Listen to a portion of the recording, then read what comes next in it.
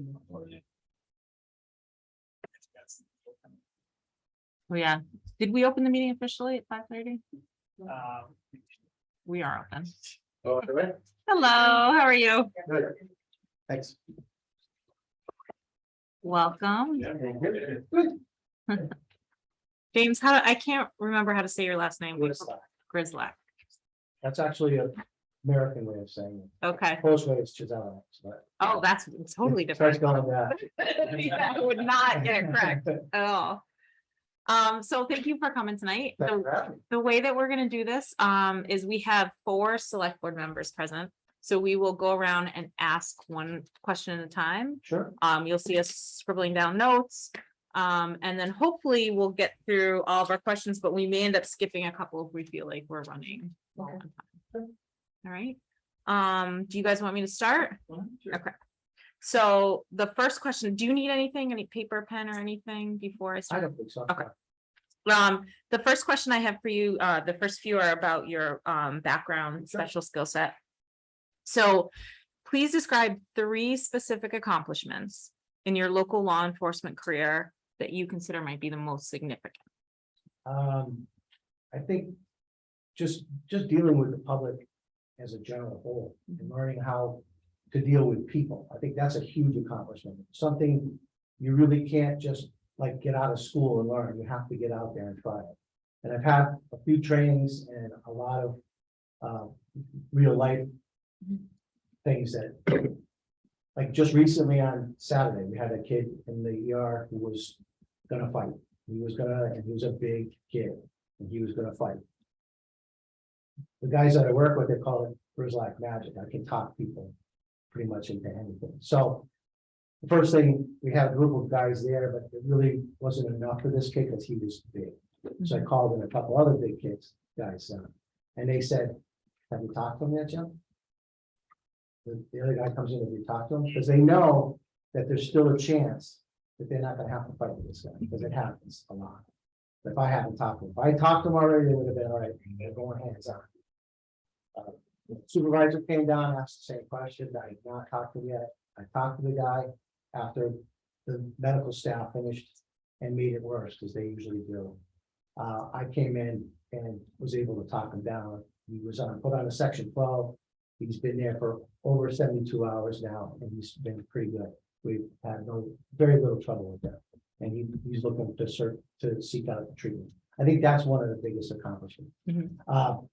Accomplishing the Bridge Academy just recently was pretty. Does anybody want me to explain the Bridge Academy? Okay. When I started back in '88, I went to the Reserve Intermittent Academy. And the Reserve Intermittent Academy was considered the part-time academy. We needed that to work as a part-time police officer. So I did that for 23 years with Agawam, and I've been here for 12. So, and then I also did a full-time federal academy when I was a federal law enforcement officer with the Federal Reserve Bank. The Bridge Academy was created by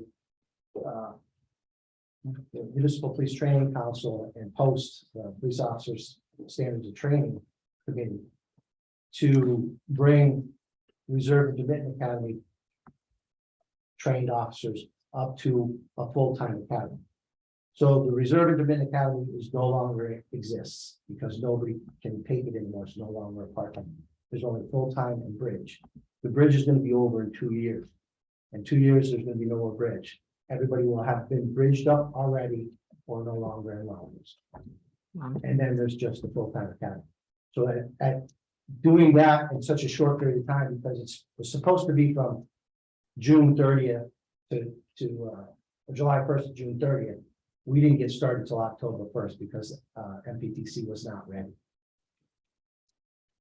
And then the fact that nobody knew what was going on, because nobody understood what was happening. Even MPTC and Post really didn't know what was going on.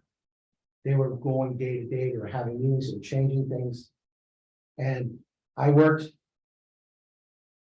pretty hard with our managers. I went through Bay State. It was originally set up, I was going to go through Blandford and Chester, but I decided, Bay State decided on October 2nd that they were going to put us through. So I said, roll with you guys, because it's gonna be cheaper for the towns. I'm already there. I can work with everyone. So I'm full-time, I can work on trying to get, and I help everybody else, the other 8, 9 officers get through the academy, because I was the first. And nobody really knew what was going on, so I kind of worked very closely, guiding everybody in the right direction. The third thing, maybe, just being there, I'd say for my family, because it was kind of important for them too, but I think just being there every day is a big accomplishment, and training every day. And trying to do a good job was probably a huge accomplishment. Good. Thank you. So, Do we want to go this way? We'll go around. Do you want to go next? That's fine. I'm gonna skip a little bit if you don't mind. So how would you handle police chief responsibility different from someone else? because I understand people, I think that's a big thing. I'm also a very good problem solver. I'm by the book. I know the policies. Law enforcement, it's very tricky. You have elements of a crime, so all the elements have to be there to be bring this charge something for that. So I would deal with chief the same way as this is, you have A, B, and C, then you need to be able to do C. And like I said, I'm a huge problem solver. I can look at something and figure it out in different directions, so I usually come up with the right way.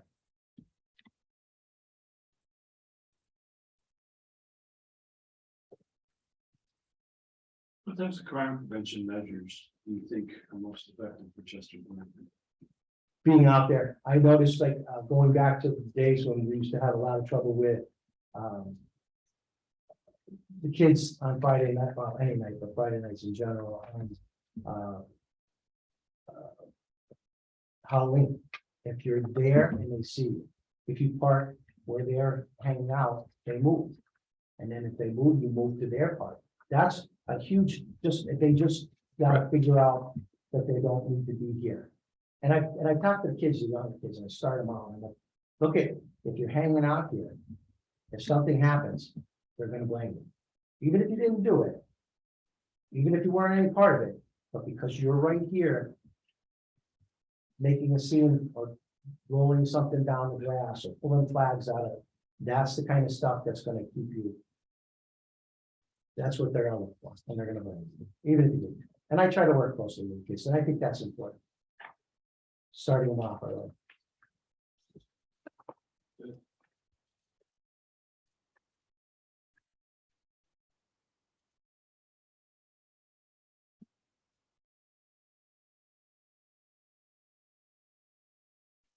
You waiting for me? Yeah, I'm waiting for you. I was gonna poke you. I'm not sleeping. I was actually thinking, okay. I didn't want to just jump in with both feet.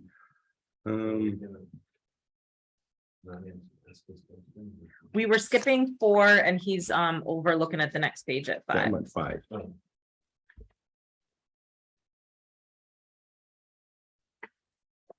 Can I skip to 6? Sure.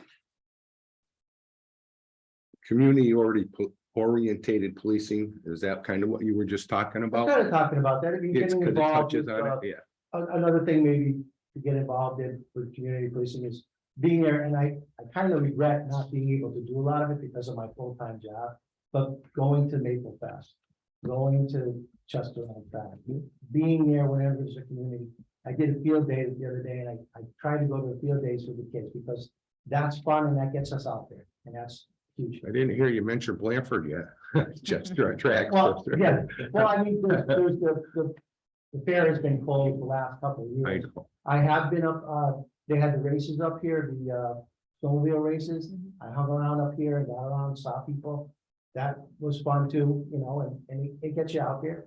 Would I you, was just here for the parade too. That's why. what do you think about weekend patrols for radar and stuff like that? I live right on Main Street. if you saw the people that are passing every night, especially on the weekends for Otis, Sure, crazy. Yeah. I saw a kid wheelie from the fire station past my house. I live next to the store, wow. passing cars on the other side.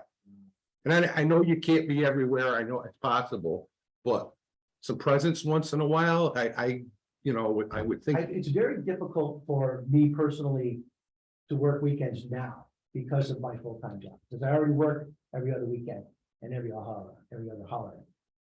But I also plan on staying, if I get the chief's position, I plan on continuing to do that. I like having my day off during the week. I'll come up and work on weekends. I think it's important, but especially for events like the fair and parades. This is what you really want to be out there for. I love being out with the people. I When think, they're good. I think you guys' presence is all that's needed. I Yeah. don't mean you gotta sit there and write 100 tickets. Right, I just think if they see somebody, absolutely. I think it does definitely helps. The other day I was watching, there was a state cop sitting there. He stopped 2 cars in 20 minutes. And I don't think he wrote them, but he just kind of gave them a point and two, and I think that the word gets around, they're not Sure. there, like you go down to Russell. And every time you go down over those twin hills between there and damn right, he's there. Yeah. Somebody's gonna be there. So I'm concerned about that. Being that I live right there, the kids are coming to the park. Yes, It just kind of freaks me out a little bit. I want to protect them a little. I would personally put in more weekend hours, and I would ask the other guys to do the same thing. I work every Friday night. I'm here, I get out of work at Bay State and I come right in. And I work Friday nights. I love Friday nights. They were a little crazy when I first started, Yeah. but I think because I'm working every Friday night, people have calmed down a little bit. That's fair enough. I just was concerned with it. That's all, because I see it so much. Yeah. Being it's right in my front yard. Well, you've been at the library, you've seen the people go through. I know. I mean, last night. Coming home from, I was standing out on my deck. There's Otis, 3 cars. I mean, if they weren't going 60, they weren't going anything through there, And it's just, they need to slow down a little bit. Our signs down too, right? Mm. But still, I just think the presence, and that's just one of my No, I concerns. agree 100%. Like I said earlier. Yeah, I agree with you. Group of kids hanging around here. hanging out with Well, them. the other thing though is if you see the kids, they're not doing anything either. So I Well, agree with you. If you sit there and watch it. Yeah, exactly. No, thank you. I'm gonna go back to question number 5. So based on your knowledge of Chester and Blandford, our demographics, identify the program areas you would like to focus on and describe how you would intend to undertake the task as a new chief during your first 6 months. I guess, the areas I would concentrate on is community. And, I think that's always been a big thing for me. Family, community, and try to be involved in any of the clubs and stop, Boy Scouts, 4-H, get involved and let them know that I'm here for them if they need something. I would, at first 6 months of being chief, I think we need to get more people. That's a huge thing right now. And unfortunately, I think I know a lot of people and a lot of people would love to come and work for us. There is a select few that can only do it because we can't train somebody. We can't spend 6 months training an officer. We need to have them already trained as police officers. And then we just train them in the area and the equipment. I've done that a few times with people already. Ironically, when I first started in Agawam, Sergeant Gary O'Brien was one of my training officers. And then when he came here to work for us, I started training him. So it was kind of funny, but that's what I only had to train him on how to do the equipment. He already knows how to do that. And that's what we have to do. Part-time policing in the next 2 to 5 years is definitely going to change because of the bridge program, because of the places we have performed that. It's going to be a lot more harder to find people that want to work. And, you can get a retired police officer to sometimes go part-time, but it rarely happens. Once they get out, I had friend was a Springfield top at the courthouse, and he did the last few years in the courthouse. And when I bumped into him after he retired, I said, "How's it going?" He goes, "It feels like I just got out of prison." Yeah, And that's literally what, and I'm like, "Are you kidding me?" No, I feel like I really just got out of prison. So retired police officers may want to stay in, but they don't like to stay in for very long. Yeah. So it's going to be a challenge to get people. I think I know a lot of people with a lot of experience. And I know that because of part of the bridge program, you have to get 2,400 patrol hours out on the streets. And that doesn't count details. That's specific on patrol hours. I already have that. And I know Frank and Santi won't have any problem getting the 2,400 hours. But a lot of these departments like Agawam, Springfield, so those guys will be looking for hours. Maybe we can make some kind of arrangement where they come and put in some hours, and maybe we can work something out with the chiefs. I'm pretty close with a lot of the chiefs. They very supportive. I have one that has to take my calls, the Chicopee police chief. So my brother-in-law. So if he doesn't take my calls, he's gonna get a call from his big sister. Yeah. Good.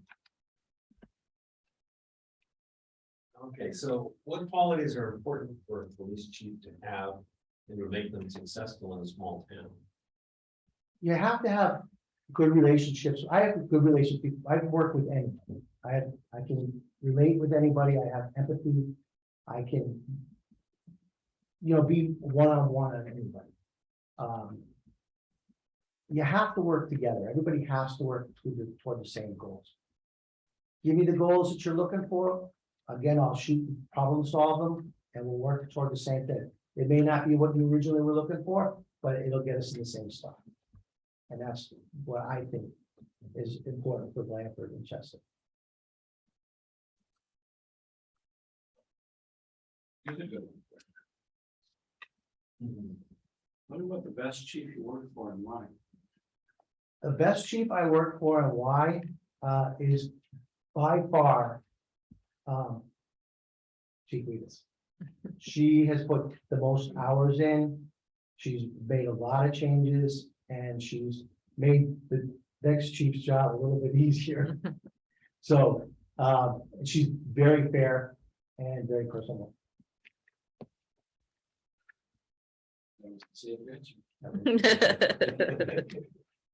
His big sister was gonna call. Yeah.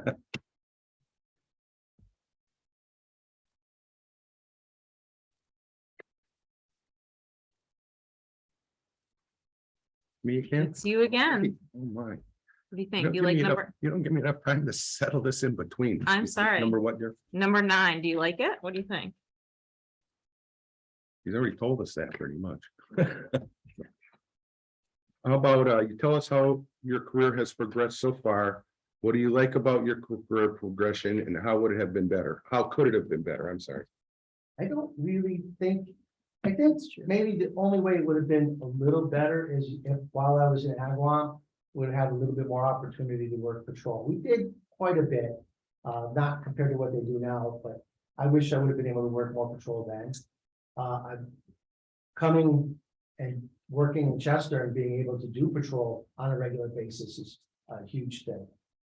My experience at the hospital has been huge. That's a full-time police job that I've been doing for 12 years. And I've grown as far as I can at Bay State. The supervisors are all a lot younger than me. They're not going anywhere. I've actually got to where I needed to find something else to do. So I volunteered to assist the locksmith. So I help them cut keys, make cores, make repairs, install installations. That has been a pretty good little, something for me to do. I've been working a part-time job and a full-time job for, I can't even remember how long. There was maybe a 4-year period when I first got married that I didn't do that. It would be nice to have one job again and be able to give it 125% of my time and my effort. I can learn anything, I can do anything. The locksmith thing was, I picked it up very quickly. Anything I do, I can pick up quickly. So that's something I want that challenge. I want to learn. I want to grow.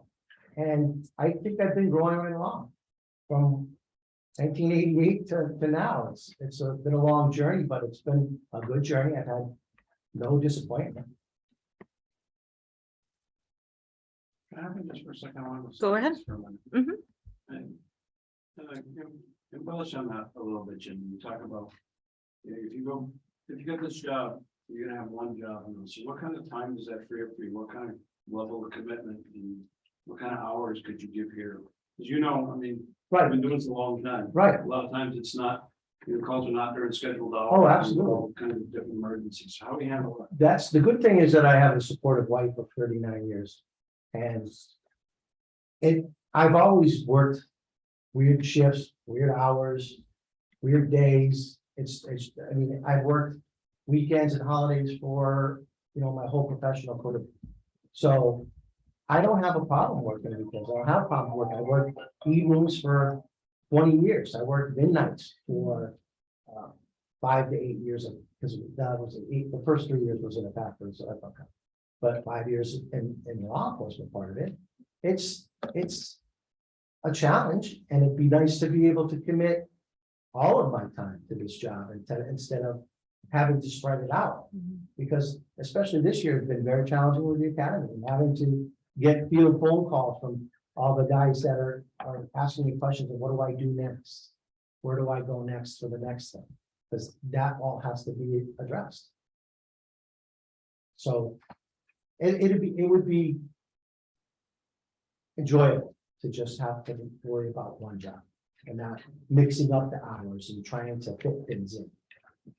Okay, 2 jobs. How about the time you spend doing administrative stuff? I mean, are you up for that stuff? And I'm just I asking. understand there's a lot of administrative work to this. In fact, I mean, go back to any chief that's always said the same thing.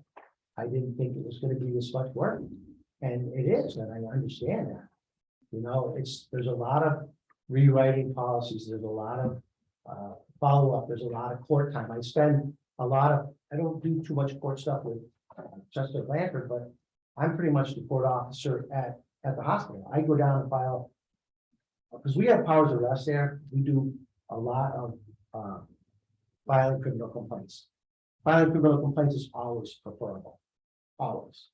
But I'm in the courthouse all the time. I go in there, I know what I'm doing, I go in and I'm out. I don't spend much time in the courthouses because I know where to go. I know the people to see. Experience. Yeah, it's knowing people and knowing problem solving. It all comes around to that. You still, when there's something comes up, you got to know where to go to get it fixed and who to go to.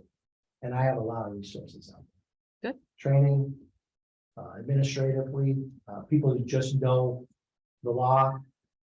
You could call and ask them any question and they'll know the answer. It's always helpful. You touched on this a little bit, but so police departments and law enforcement agencies in Hampden County, as well as across the state, are finding it difficult to attract qualified applicants for police officer positions.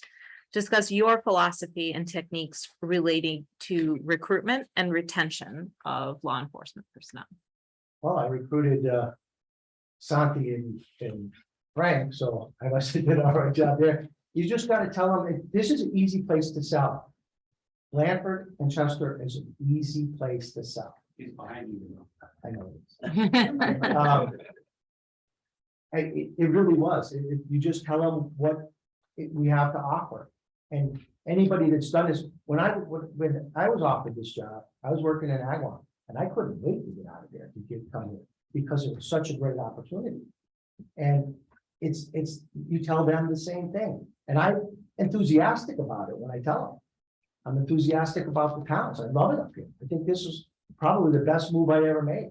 Was coming up and doing this and leaving Agawam, because that was a mess.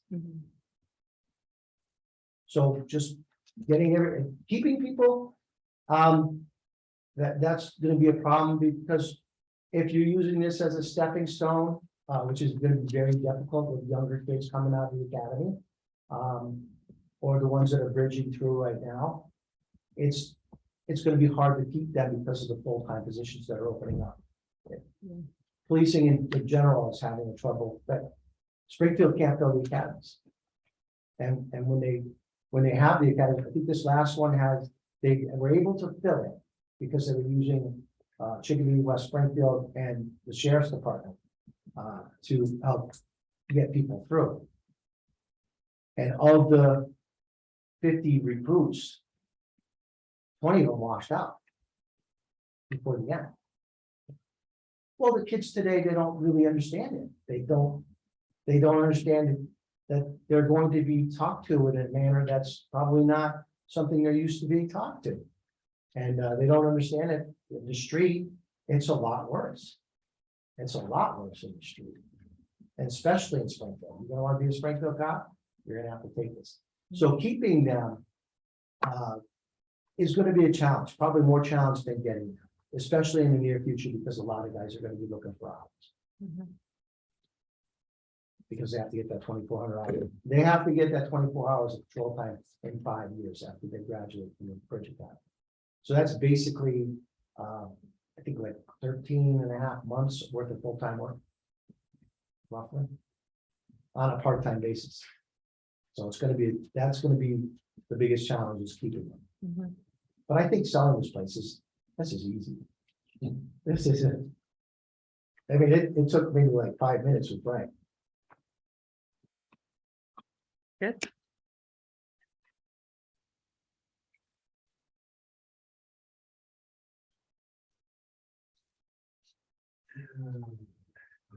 When there are conflicting pressures, like from superiors and local citizens, for example, how will you handle this? I'll always go the right way. I mean, I'm not gonna play favoritism. I'm gonna say that if there's a right way and a wrong way to do everything. And then maybe there's an equal ground. Maybe I can problem solve it into one thing being the same. You know what I mean? So that they both get the goal that they want. It may not be 100%, but it's going to be satisfying for both sides. That's, again, it comes to problem solving and working with people. Good. So, you asked a lot of technical questions. How do you want this to? To vote a full-time and a part-time job into one job and be satisfied with what I'm doing. And learning now is going to be another challenge, another learning experience for me because I'm done at basic. Can't go any further. So I really want to move on. And this being here, and like I said, loving Blandford and Chester the way I do, I think this is a perfect fit for me. So if you ever get this job, how long do you see yourself? Well, unfortunately, I turned 65 in a little over 5 years, but I'm at least looking at going for it.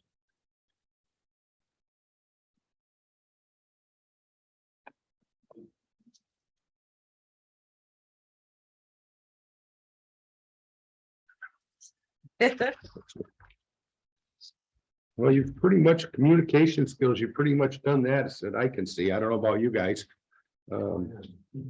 Does everybody agree? Oh, it's got to talk to the town administrator. That can be a little, but just problems and stuff. You want to answer that, or do you feel that you have kind of done your techniques and how you deal with people? Or Christopher, you have a question because it kind of concerns you, as town administrator. The question is up there if you're looking for, so it's for specific. Yeah, there it is. Thank you. I would stay in constant communication with the administration of even the select board. Let them know what's going on. And also, I would go to the select board meetings so that I can stay informed of what's going on in town. Everybody has to work together. You all got to talk together. I have no problem working with anybody. I can work with anybody, and I can communicate what's needed. And I take criticism and I can take advice. I have no problem. I'm not shallow enough to not take the criticism. That if it's constructive, I will take it. I've been doing this way too long. I've been around way too long to just think that I know everything, because I don't. But I will learn.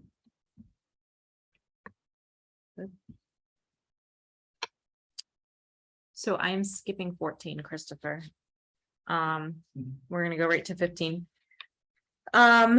So again, focusing on community, can you describe some community involvement projects that you've been a part of and what those results were? Community, well, just the water disaster down in Chester recently. I was part of that project. There really hasn't been many projects that I've been able to get involved in. I do try to support anything that's going on, because a full-time job always seems to be getting in the way. My commitment to my family is big too, but my children are grown and independent now, 31 and 26. I have a wedding next year. But other than that, and my wife has been very supportive, but I want to get involved in these projects. I would, anything that gets the community out there and gets everybody to meet police officers. I explain this to kids all the time. Police officers, me as a police officer, I'm not there to get you in trouble.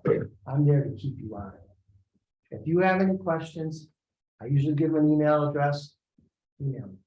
I'll get back to you. And I think that's the best way to work it. And I have no problem getting my hands dirty, that's for sure.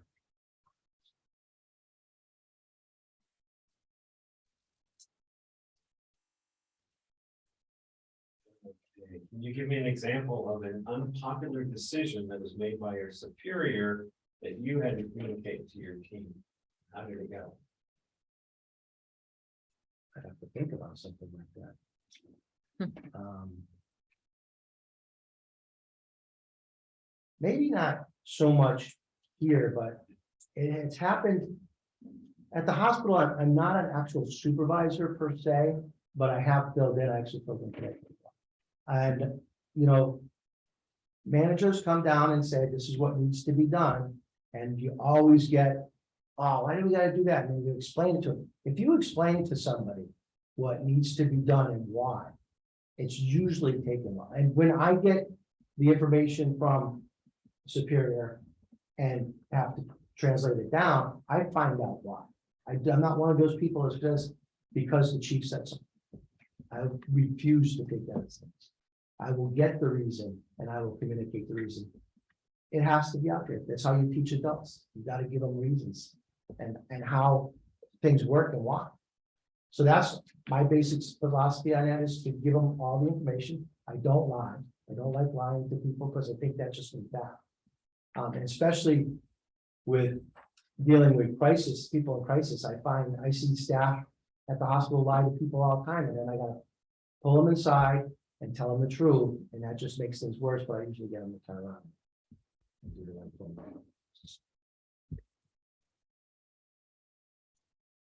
All right. We're gonna bounce a little bit, since I think we've already. What's 17 years, we've already talked about it. I want to bounce to 19. In your opinion, what's the difference between being a manager and being a leader? I would hope that they would be one and the same, but a leader's leads by example. So I think this do as I say, not as I do thing is a no-go. I don't agree with that at all. So I will hold myself to the same standards I expect them to. Okay.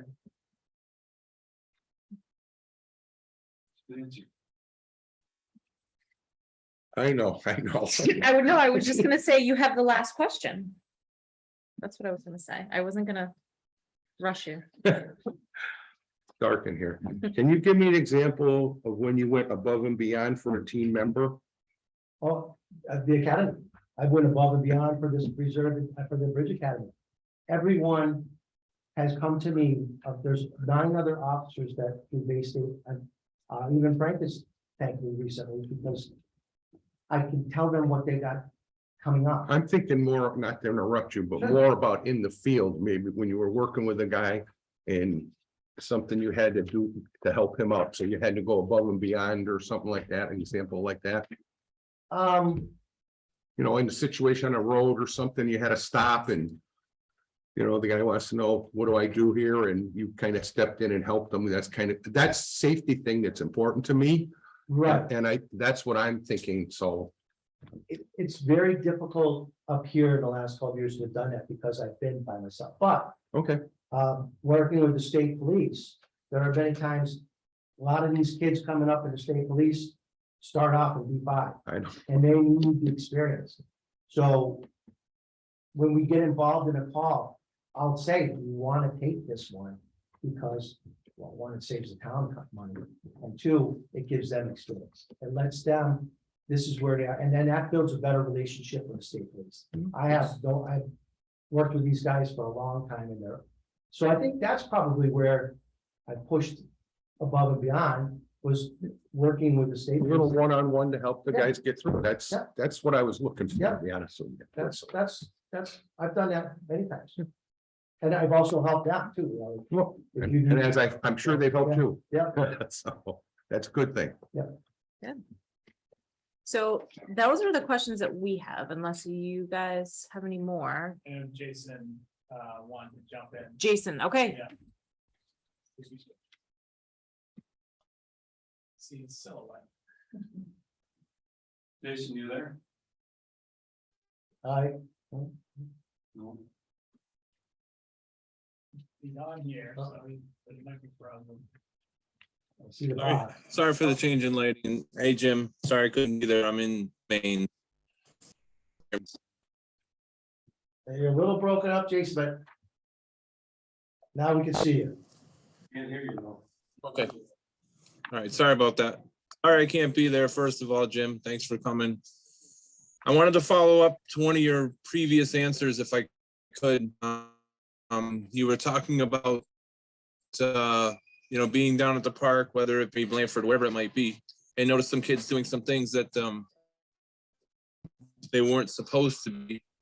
And then you indicated that you tell them that if something were to happen down there after you left, you would automatically assume it was them who did it. I did. Well, And I just want to know, I Sure. want to know how you handle it in line, especially if there's pushback, because obviously there's no way to prove that. Right. I probably could have, the answer would have been, I wouldn't have been blamed from me. Like I said, I like to work with the kids. I like to tell them that I'm there for them. But it's the community that will speak out and start to blame them. I've never blamed them. I see them out there. I'm not gonna blame them. I've been in law enforcement way too long to accuse somebody of doing something that I can't prove that they've done. So I tell them that the townspeople are going to complain. Well, that's what I was just. They're gonna point the finger at you. I won't. Jim, Mrs. Smith, I saw him rock by the street. It had to be him. He was down there. Exactly. I grew up in a small town. I'm sorry, I want you to answer a little bit better. So, yeah. That was, It wouldn't be me blaming it, because I wouldn't. sorry to interrupt you, sir. do you have any questions for us? To make transition better, I was just kind of curious on the contract that's currently in place. Would we just leave that because of everything else that's going on? I would think that I would be okay with just Budget wise, yeah. leaving the contract the way it is and just making the change of it. I'm ready to hit the ground running. I know that the town, I know the job of the police officer. I just have to learn the chief stuff, and I think that's something I can pick up with. So we would have to come up with a new contract specifically with you. Okay, That we would sort of make sure Chester and Blandford are happy with and our attorneys are happy with. okay. But as far as salary goes, I don't really have an answer to that yet. I know we have the budgeted amount. I was just more concerned with trying to streamline and Yep. get everything running, because I mean, I'm willing to start and we can work from there, but I'm already working, so. If someone's in salaries, it's salary this year. Okay, yeah, I'm just more concerned about trying to streamline things, get things. I know there's a time constraint right now. We're on Yeah. A little bit of a. Yeah. Great. That would be my only question. Okay, well, thank you. Good job. Thank you. And thank you for having me. This has been. a Yeah, great absolutely. experience. I look forward to, I'll continue to work on Blandford and Chester anyway, but it would be nice to have one job instead of two.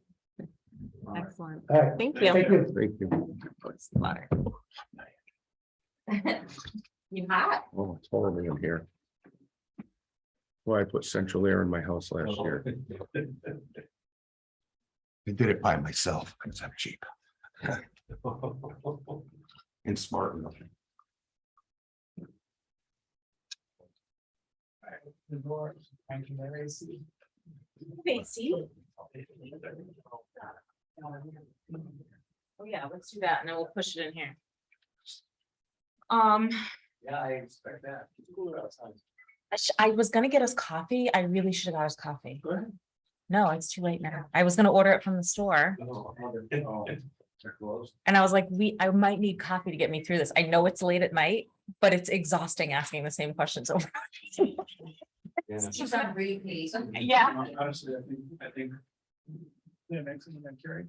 No, that's okay. Walking on the ones we did and skipping the ones we did, I think was fine. Okay, so I'll make a note on the. Yeah, I just, I Xed off, we didn't ask them, we spoke to them. Okay. Saying. Yeah, and that's, I did it mine too, I just wrote. That's. Okay. Is our next candidate here yet? Do we know? Tammy went down. Okay. So I had a total of 19. I added mine up for. Yeah. Okay. Anything question? My feelings were, there were a lack of specifics. I felt like it was, answers were given that were very general. I didn't hear any specific plans or details. You're talking about retention. It was more just that it's a problem as opposed to like any real, this is what I'm gonna do about it. So, Okay. so that's where my support came from, I think, was just, Okay. I know the gentleman, I looked at him, I scored higher, I scored 30 something. okay. 8 total. Mhm. The things that I liked about him, is his dedication to community policing. There's one thing I do know about him, and he's done this ever since he's been on the department. I used this example actually in the town floor a couple of times. He's the guy you see driving around the others all the time. And he's not looking to stop people, he's looking when he's out there. So he drives down all the dirt roads and all that stuff. And people see these lights and they kind of laugh, I got he's doing it on purpose. And they see it. It's beautiful. Mhm. So I like his commitment to community policing, and I have personal knowledge of his work ethic and how much he'll show up and he actually gets things done. So, yeah, there weren't a lot of specifics. You're right. There weren't a lot of specifics on, how we would handle things, but, I thought he would do well.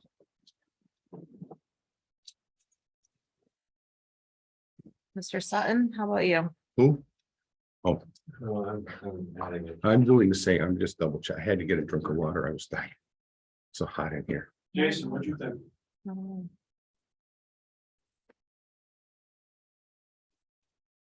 Thank you. You gotta open that door and right on the other side, there's an outlet.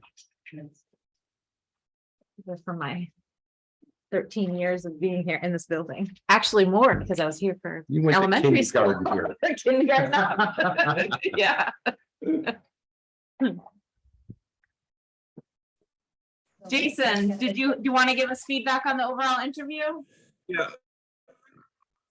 Sure, I had actually, can you hear me? Yeah. So I had a 20. I know slightly above you. I think to me, my only response, feedback, whatever it would be, is it's more than just being around and knowing people. And I think there was way too many answers where it was, I'll be around and I know these people all over the place. So I don't think that's what we need. If we're gonna move forward, I think it's a lot more involved. I don't think there's a true understanding of the extent of the administrative side of it. I'm not sure how much of that was passed on from his favorite chief ever, but it's very administrative, way more administrative than even Tammy expected from my gatherings and conversations with her. So I'm a little nervous on that side that, you know, he thinks he's simply going to drive around the neighborhood for 38 hours a week and not have to do much of the other stuff. So that's the impression I got from his answers, and certainly lack of detail was a big problem for me. So.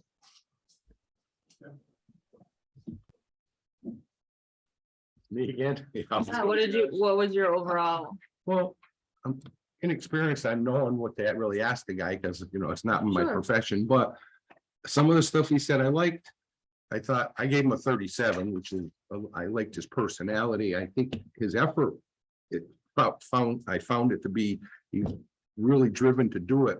But again, when you mentioned some things I didn't think of, you know, driving around doing this, and how's he gonna do on the paperwork and helping with grant, it makes me question it as well. You know, I just don't know enough about it to make a real, you know, it's the first time, so Yeah. I'm new, so. That's all right. But all I can do is be honest. Yeah. So, Yeah, he was certainly lacking in specifics, but I think this whole concept of policing is really like yeah, that's, go about it, and I think just he's as good a communicator as he says he is. To me, that's a put the guy at the community police situation. Yeah. But again, there's all these other things that the specifics. Yeah.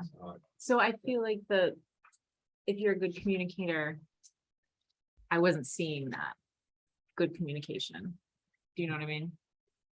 So the claim of being, I'm a good communicator. Yeah, claim. But then I'm not it's true. really Yeah. seeing or hearing it. Yeah. I'm sorry, I didn't mean to No, interrupt. no, you. that's Can we fine. ask Tammy something? Hmm? Can we ask her We can something? ask him. And there's also, so when Tammy interviewed and we talked about community involvement and community modeling, that was so strong for us. Tammy's responses were so strong for us because there was a very specific, like, I'll stop by and kids are playing ball. I get out, I play catch with them, and I introduce myself, and then they see my face and they know who I am. And that was like, yes, that's what we want to see. So just the driving around wasn't as much it doesn't feel as much for me as as hearing. That's what he works for you, I assume now.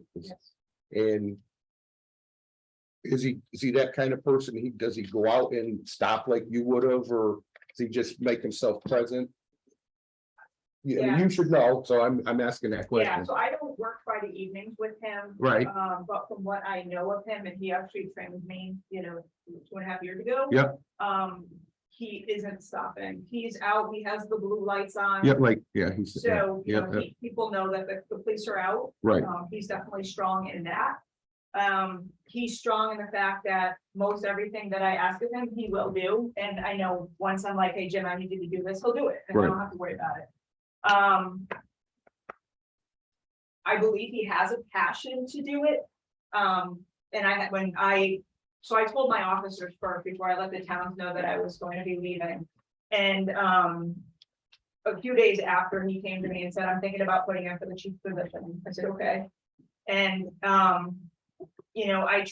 tried to have that conversation with him to say, well, this is what's involved. Because he doesn't know, Right. And how would you? It's like, I didn't know. I didn't when know. started. That's my best. Yeah, I got you. And he was just like, yeah, I got it. That's fine. That's fine. And so I don't, A little bit too much confidence, maybe? I think so, but I also think it's like, I was all over Chief Elnicki as far as like, how do I do this? How do I do that? Because I knew there was stuff I didn't know. So I just don't find him putting as much emphasis on the administrative part. And that's a big part of what this job is. Like, I love the community stuff. I mean, you guys have to know that by now. But, and I think he does too, but I don't know how strong he would be on the administrative stuff. I don't know how well that would go for him. And dealing with Hilltown people is a lot different than dealing with Agawam people or Springfield people. It's 100%. I mean, I know, I've worked in Springfield, Pittsfield, and I grew up here my whole life, so I know what it's the different, and you almost gotta know these people sometimes when you go to their house. And I'm sure you guys have the same thing in Chester, right? And it's like, oh no, we gotta go to the Allens. No, I'm just saying my brother, not. Oh, yeah. No, I'm just, no, it's true. It's, we knew when there was, there, and if you sent the right person in, everything got, taken down. But if you sent the wrong person in, ooh, it wasn't gonna be a good one, but, and those times are kind of going away, but they're still out there. I'm sure you run into it. But it's very important to be seen and known who you are in the town. And how can, like, you have a great personality, always have, you talk to the kids, I've seen you do it. They're gonna miss that, so. Whatever, but, it's an important thing in the hill towns, you guys know that, and you're new to town, right? Yeah. Yeah, so, but it's a lot of truth, right, John? Absolutely. Christopher, do you have the next, Yeah. Oh, yeah. I mean, Good questions. So we got, it's Nicole Miller is next. okay, I'll make sure everyone has a copy. I have my cheat Yeah, sheet I- up. I got my, Oh, yeah. This is the. Oh, the new okay. sheet that scored the question. Thank you. thank you. She is here, so just let me know when I can go back when you guys are ready. Okay, so we are gonna ask 4 on this one, Okay. right? We are gonna ask about grant writing. Yeah, she should have the, And We just need to remember, so I'm gonna skip. we're asking a different number of questions, that's gonna change the score. Oh, that's a good point. All that's right, true, Yeah. all right, I'm gonna skip 14, I'm gonna skip 17, I'm gonna skip 18. Yep. And that's it. Okay. 17, 18, correct?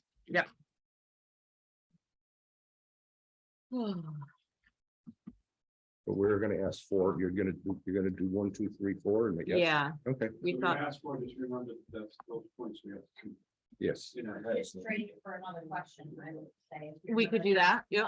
that's good. Good. Or we could ask it and not grade it. I don't know, that's even better. Yeah, Okay, yeah, so we just won't grade it. yeah, yeah. Yeah. I'm ready. You guys ready? Yeah. Yep. All right. Speed this up. Okay. In math, they would make us do like a fraction and like Please. your percentage. Chris said to keep the light bill down this month, so I was, Want that one? You want the other it's fine That's with me. fine. one? Good? Yep. First time in my life I have to get glasses. That's what I never wore reading glasses. That's what happens when you get old. Hey, did you hear that insult? She said I'm getting old. I think that personal. Better nail journey. No, it's not. How do you know that? I don't want to test it. Didn't say that. I asked you how you knew it. I don't want Yeah, we're all gonna eventually. Hopefully. to move one way out. All right, where's? I had a cheat sheet up. Where'd it go? There it is. This is Nicole Miller, correct? Current chief of police in Washington Right. and Beckett Patrol.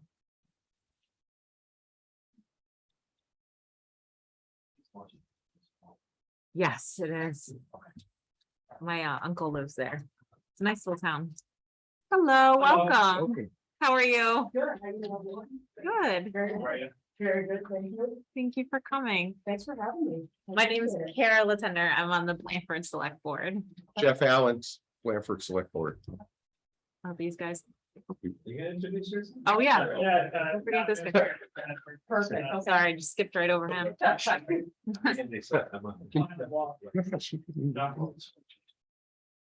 strong.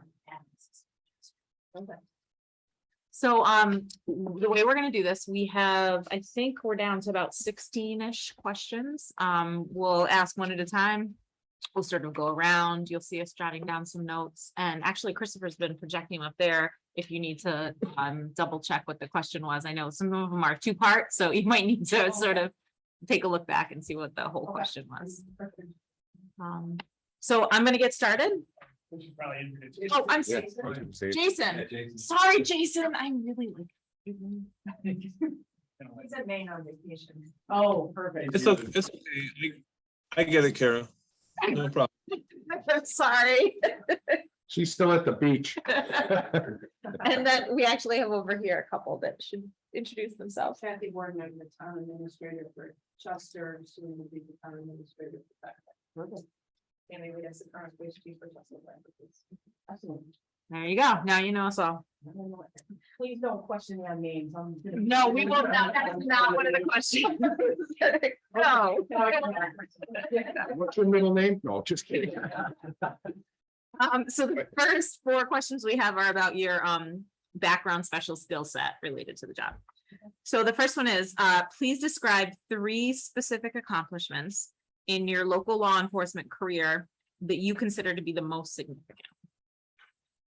So 3 accomplishments, let's see, I started off as a police officer in Beckett. I've been doing that for about 16 years. And I was hired in the town of Washington to be their police chief.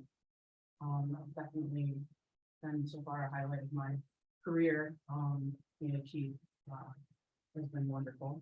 And I think within the department, for the past 6 years, 7 years, I took it upon myself to put on a car show in our town to raise funds for a kids Christmas party.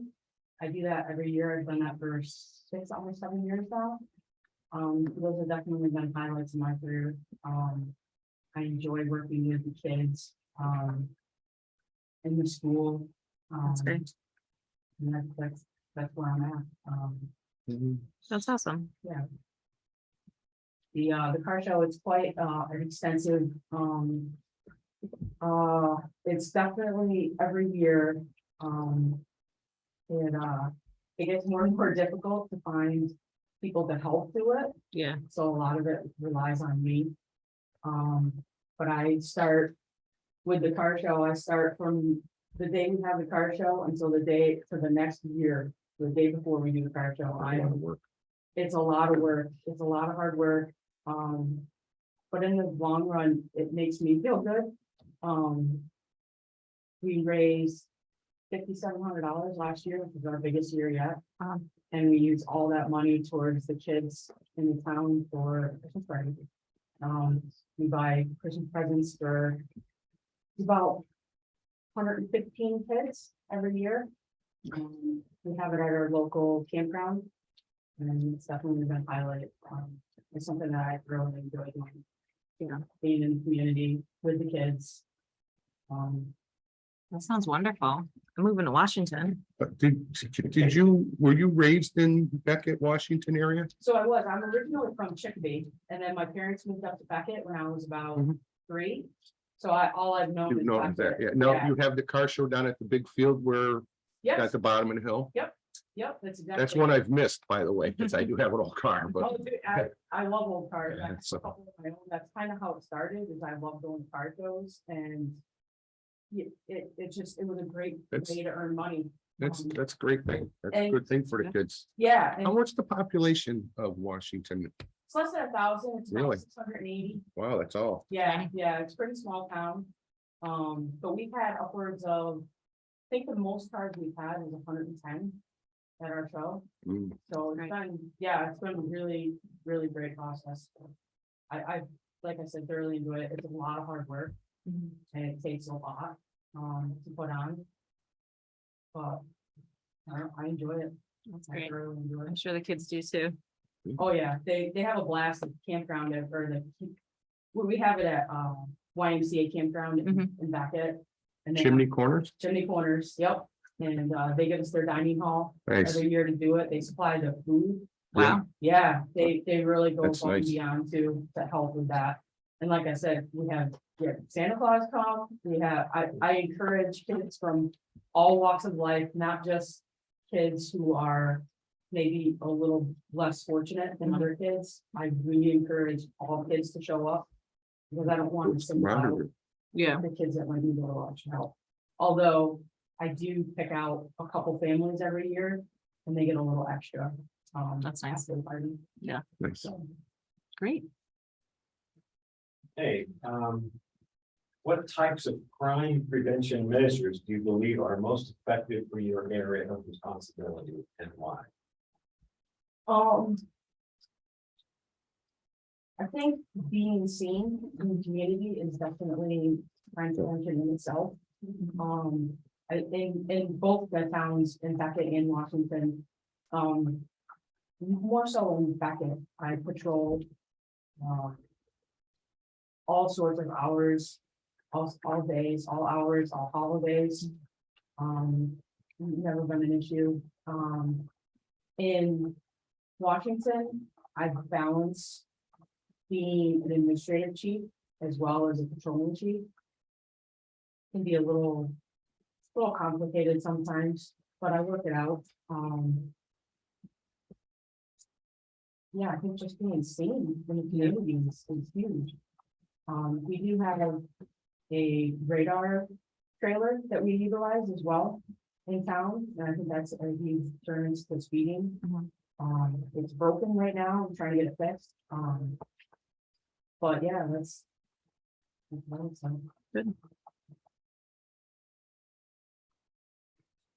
How would you handle your police chief responsibilities differently from others? What is your style? I would say my style is I don't work with an iron fist. I don't believe that's the way to do things. I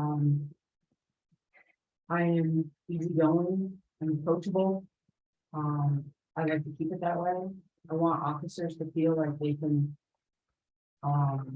reach out to me. I don't want to, like I said, rule with an iron fist. I don't think that's the way to go about being a chief. Yeah, But if necessary, can you hand out when you have to? absolutely, Because absolutely. that's part of it too, right? Oh, absolutely. And I don't want to come across as being somebody who allows somebody to walk all over me either. That's absolutely not. So it's a balance. It's a If balance. they need a little stepping on, you can do it. Absolutely, But you feel it's better to have them come to you, talk it over, and absolutely, then make a decision which way you're going after. absolutely, Fair enough. absolutely. Can you walk me through the grant writing process? Were you able to successfully obtain any grants in your career? Yes, yes, I have. I've written a couple grants. The last one I did was the road safety grant that was due in July for Washington. We applied for one of the speed signs, not the speed trailer, but the speed Yep, sign that you yep. put on post. Mhm.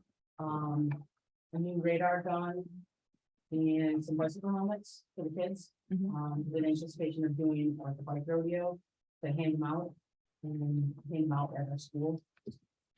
I just got, let's see, maybe May, I applied for a grant and I was successful in getting a grant for a new AED for both Beckett and Washington. I'm really looking for that. Let's see, next one. Those are the few that are coming to my mind. I've helped write a few grants as well with the highway department. The highway department does a lot of grant writing. And we write together to get like cones for the roads, new signage, like safety bars, safety cones, like things like that. I've helped him write a few of those. So yeah, I've written, they certainly don't, they don't scare me. They can be very tedious and repetitive. But I get it done and yeah, I've been successful so far in getting them. Actually, last year, I actually applied for a grant. I got a new top book for the cruiser. I didn't hear you. It was last year I got a new top book for the cruiser. Which is, It's, Computer. yeah, it's a Oh. laptop, okay, but it's like you could drop it in a puddle of water and it would still Okay. work. Yeah, gotcha. really, great. It's top. Oh, okay. Absolutely. That's how I get paid, so I know. Absolutely right. Okay, so we've got a couple questions for you about your organization. So based on your knowledge of Chester-Blandford and our demographics, identify the program areas you would focus on and describe how you intend to undertake the task as new chief during your first 6 months.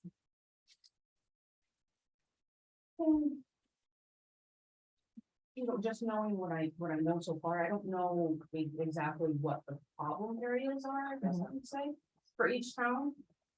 That's something that, you know, I could certainly talk to Tammy about. If you decided to go with me, we can figure that out. I know locally speeding is a huge complaint in my 2 towns. So I think that would probably be, I would say that probably crosses over into both Chester and Blandford.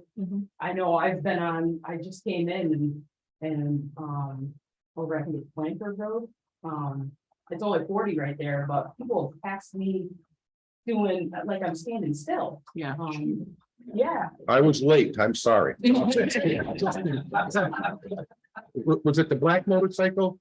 No, it wasn't me. So I think that would definitely be an area of concern that I would probably start with. And just having an open door policy in my department to welcome the community to come in, and if they have other concerns or complaints, then I think being available to answer to those complaints and those concerns is key to my success in the police chief.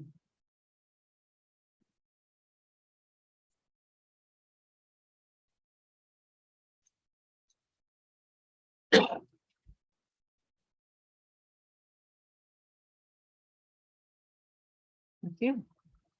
Now wait for me this time. We're at number 6. Explain your approach to promoting the concept of community-oriented policing throughout all sections of the police department. I am a strong believer in community policing. It's what I practice, it's what I preach, it's what I do. I don't know any other type of policing. I am an officer who, when I'm on duty, I go down to the school for morning drop off, for afternoon pickup. I'm there. I go into the school during the week. I have an excellent relationship with the teachers, the principal. I have her personal cell phone number. She has mine. And I think that's the way that it should be. We are a community and we need to come together as a community and express our concerns or really just express our concerns. And with community policing, that's like I said, that's what I preach, that's what I practice. You're at the school, do you interact with the kids? Oh, yeah, absolutely. I constantly go to the school and I'll just go in with an anticipation of just walking around doing a little check, and then the teachers will grab me and say, hey, can you come read a book for me? Oh, that's Like, wonderful. absolutely. Like that. It's what I love. So can you read to seniors? Because that's all we have in this. Just asking. I'm sure the COA has dinners here. I'd love to show up. I actually just ordered a bunch of File of Life magnets for our COA. Because they're handy little things. And I can't tell you how many times I've been on a medical call where they don't have that. And it can be life-saving, especially when somebody is unresponsive and you don't know what's going on. Yeah. To grab that off of the refrigerator and you have something to go by, what's going on in terms of their medications and history. That's great. So, yeah. Do you use any lock boxes up there for seniors that have medical problems so they can get in? I know Montgomery has it in a couple other towns. The fire department or police department has a lockbox so they can get into the house because they live alone. And I think that's a pretty slick thing. I really do for our seniors. Because at some point, us seniors are gonna live alone. No, it's a fact, isn't that? Someone's gonna, so you're gonna have one or other, and I think it's kind of something to look at that, you guys could start as a program maybe here in town. Yeah, I think that's a great idea. Usually, we have, a lot of people will have keys, hidden keys. Mhm. We usually keep track of where they have them hidden, or, they'll have like keypads. to get Yeah, into the well, house. that's down to, but it's, Yeah, great. we But- have a lockbox at our school, actually, with the key, so we can get right in if we need to. Mhm. and just, it's pretty handy because. I mean, in the town of Blandford, I mean, with all the problems we have with people breaking in and stealing, I wouldn't leave my key, not teasing, but. Chester would scare me, but Blandford, no. But, You know, no, I'm just saying, it's just an idea I saw after seeing some stuff. I thought I'd mention it. I thought it was a pretty good idea personally, Mhm. you know? Good. Excellent answer. Thank you. what qualities are important for police chief to have and would make them successful in this? I think, approachability. If they're, and,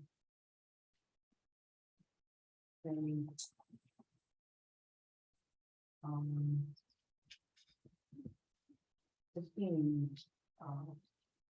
accessible. And being,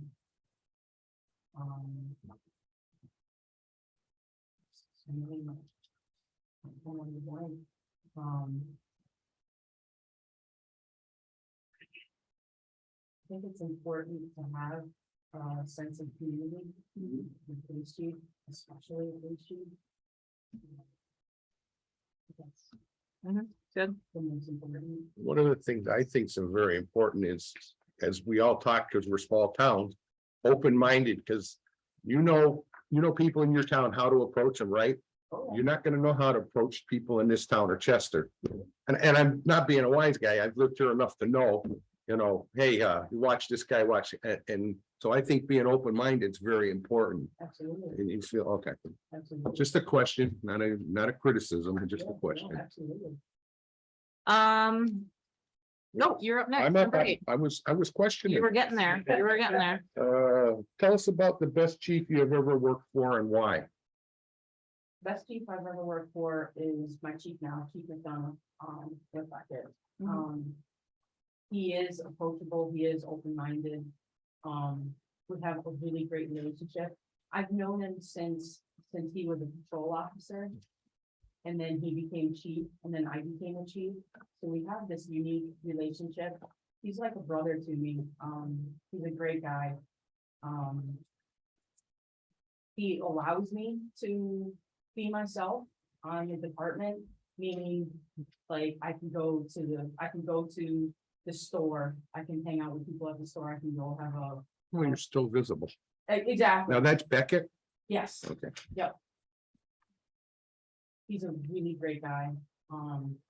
It would definitely be hard to leave because of him. But I feel confident enough, and he supports me.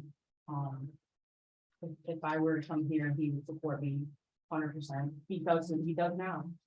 He supports me with the car show, with the kids, activities that I do, the community service that I just generally do.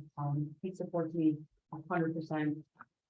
So he's definitely the best. You want to check with them at the end? Okay. See if I you just have want to one. remind you. Thank you. I appreciate it. I keep forgetting about it. Yeah, that's so. Okay, so next up, we're looking at your motivation and initiative. Tell us how your career has progressed so far, and what do you like about your career progression, or how it could have been different? I started off as a patrol. I actually started off as a patrol officer in the town there in the city of Chicopee. Mhm. I was a community police officer. And then I was hired. It was quite a long distance to drive to Chicopee, so I was hired in Beckett. Mhm. I've been working for Beckett for almost 16 years now. About 16 years now. How long were you in Chicopee? 2 years. Okay. Yep. I enjoyed my time there. They had set up,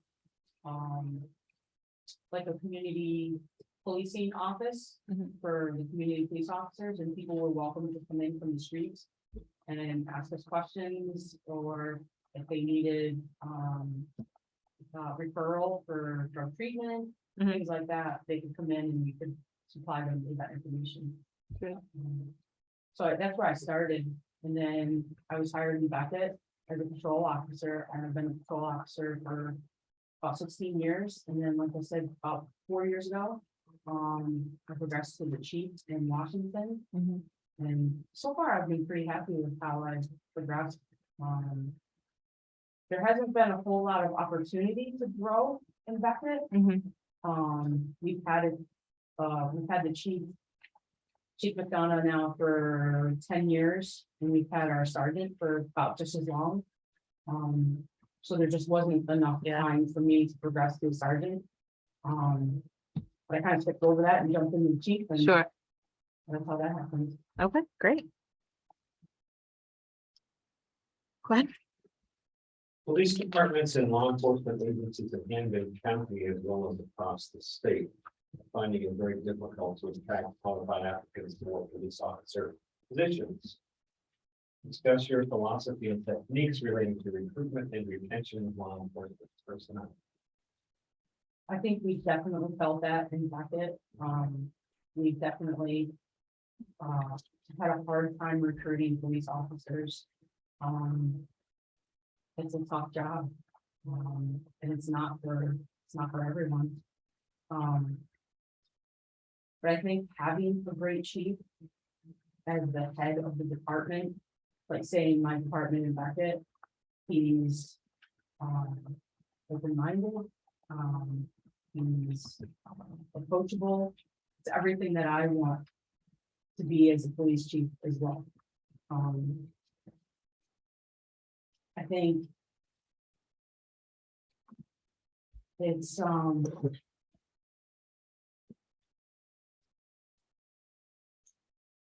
feel like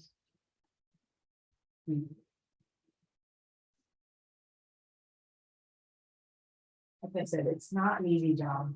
And you have to find the right people to fill the position. And I think it really starts at the head of the department. How we recruit officers. How would you recruit officers? Beg. What would you use? Well, seriously, not to be French, but state cops can't even get anybody to come in anymore. They're not going into the academy. And so it's not just there, it's all the way to the top. We're in trouble. Yeah. And I don't know what the problem is, but it's a fact, right? It's just not happening. You know? It's a tough job, and I think people realize that it's a tough job, and we don't get paid. To be honest with you, we don't get paid a lot of money. Yeah. So it's a difficult position to be in, and there's a lot of training. We're constantly training. There's a lot of requirements every year. Well, now the Westfield, well, and I'm sure it's throughout the state, the guys that have retired, they used to do traffic duty. It's now traffic control, and they cannot carry a gun after 30 years on the job. So if somebody tries to run them over, they have no protection. That's a good law, huh? For you guys, that's the problem why all these guys are getting out when they get to their minimum. And I don't blame them because it's Is not this your fun. hint that you're going on a tangent? Yes, Okay, well, tangent, over. tangent over. Thank you. It's police reform at its finest. I think police reform has really changed the dynamic of police police world as we know it. I think we're gonna see a lot more towns combining. I think actually Chester-Blandford had it, really came forward even before the ball drop, is you guys combined, which I thought was great. You're gonna see that a lot more now. I think you're gonna see a lot more combination of towns. I know Beckett and Otis we combined police chiefs. Oh, did you? Yeah. I didn't realize that. Yeah, so we didn't combine police departments yet. Mhm. I think it's coming down the road. You just have a shared chief. We just have a shared chief. Yeah, so, but I see that coming. Mhm. I see, I know Dalton and Hinsdale are thinking about doing the same thing. Hmm. There's a feasibility study out that they're doing right Mhm. now. To combine departments. Mhm. So really, that's in recruitment too, is combining departments. I think that's how you recruit officers, is combining, which I think is a great idea.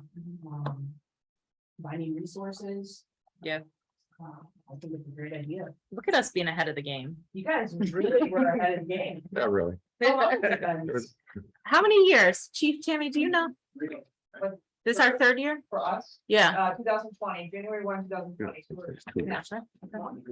I know a place in New Hampshire's been doing it for 15 years. Yeah, No kidding. Yeah. That's crazy. great, thank you. John, you're up.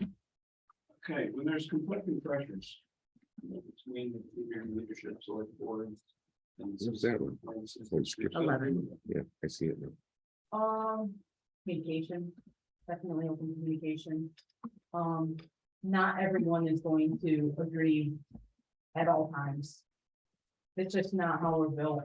I think communication, you have to have open communication between all departments, whether that's police department, the select board, community.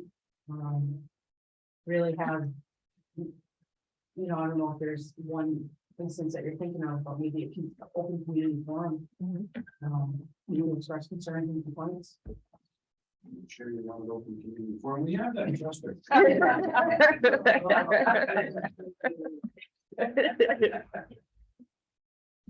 Good. You're ready this time. Ready. All right, go ahead, Jeff. Why do you want this position? Great question. You know, even more so, personal growth. Definitely. I would like that. But even more so, it sounds a little corny, but, I want to be motivation for people. That's why I want to be a chief. That's why I like being a chief. I like being motivation for other officers, for other people. When I go into the schools, I love hearing, I want to be just like you. Like it just makes me feel good. That's why I want it. Great.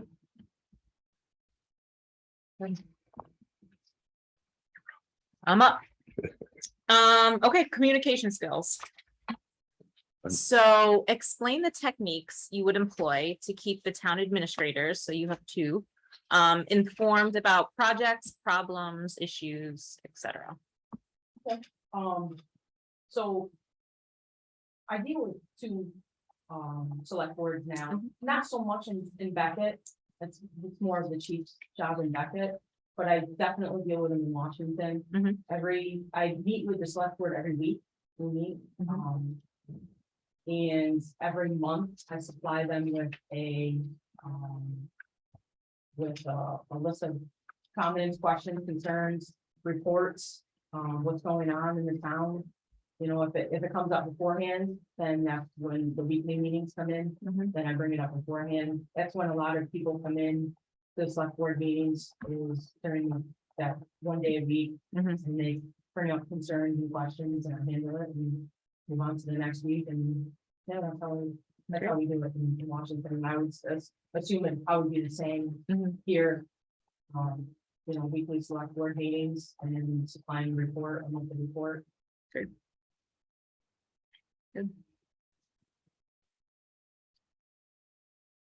Can we skip 15 because I think she's told us pretty extensively about the car show was Right. the major community. I agree with you. that she's been involved with, so. Oh, that makes sense, sure. So let's go to the next one then. Give me an example of an unpopular decision that was made by your superior that you had to communicate to your team. How did that go?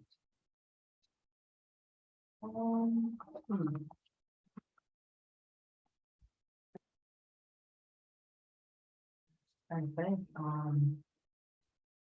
think the one thing that comes to my mind immediately is the chief just changed our schedule and we hate it. I hate it. We do 2 12 hours and 2 8 hours.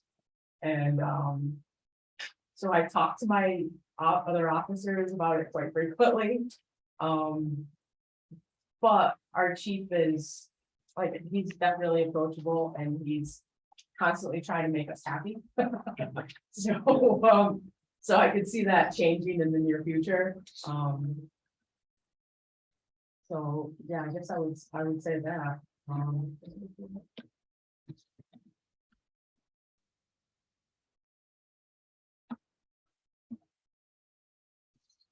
Yeah, that's kind of what popped in my mind. No, 17 or 18, right? No, 17. For sure. So it's gonna be John 19. In your opinion, what's the difference between the manager and the leader? Oh, I think motivation, being a. Let's see, I think being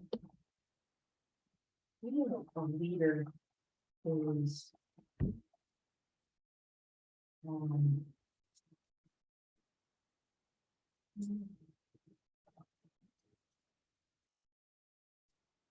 think for me, being a leader comes with motivational skills. Instead of just being a manager and oversight, being a leader is more than paperwork, more than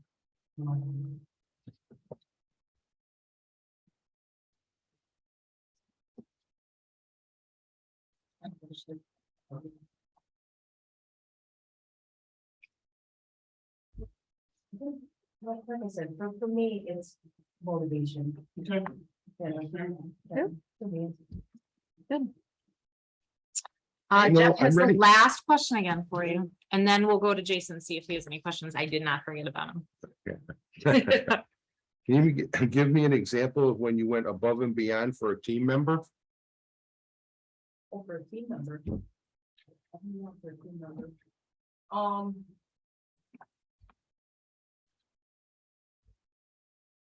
We had an officer pass away 6 years ago.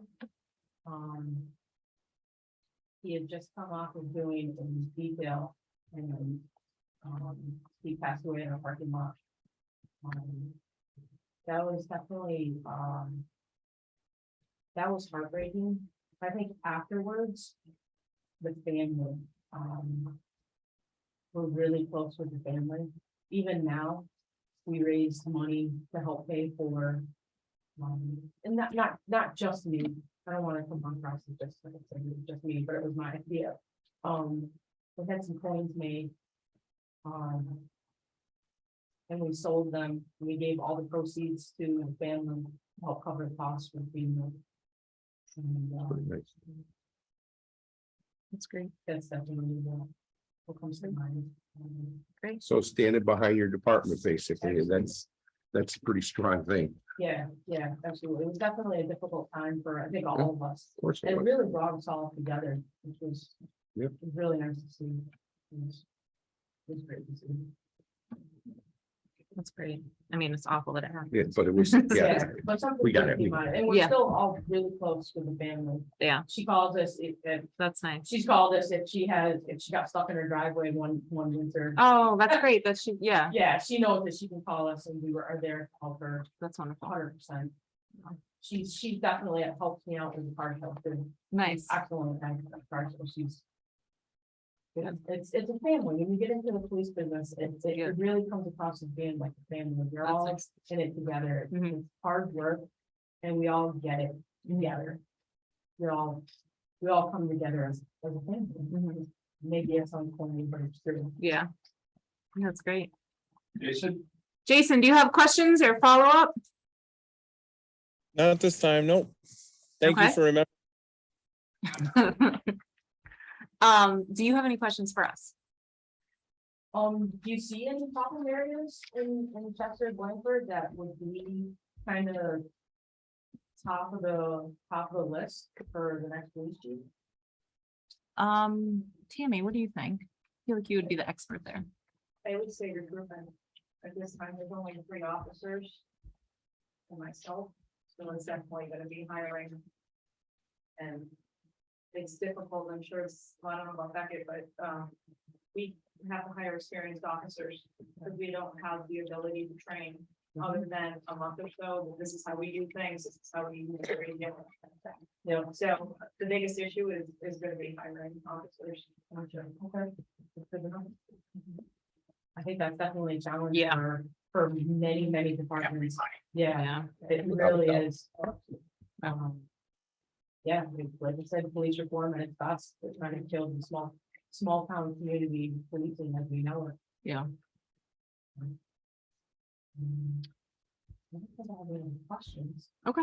But, thank you all for meeting with me. I really appreciate it. I know it was a little bit of a negligence Yeah, to get me here, but I really appreciate it. Yeah. So, no problem. Thank I you look for forward joining to us. hearing from you. Excellent. Thank you. Thank Have a you. nice night. Thank you. Phil.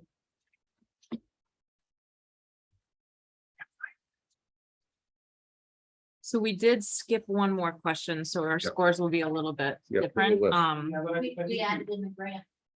Oh, we added in the grant, so I should score the grant then.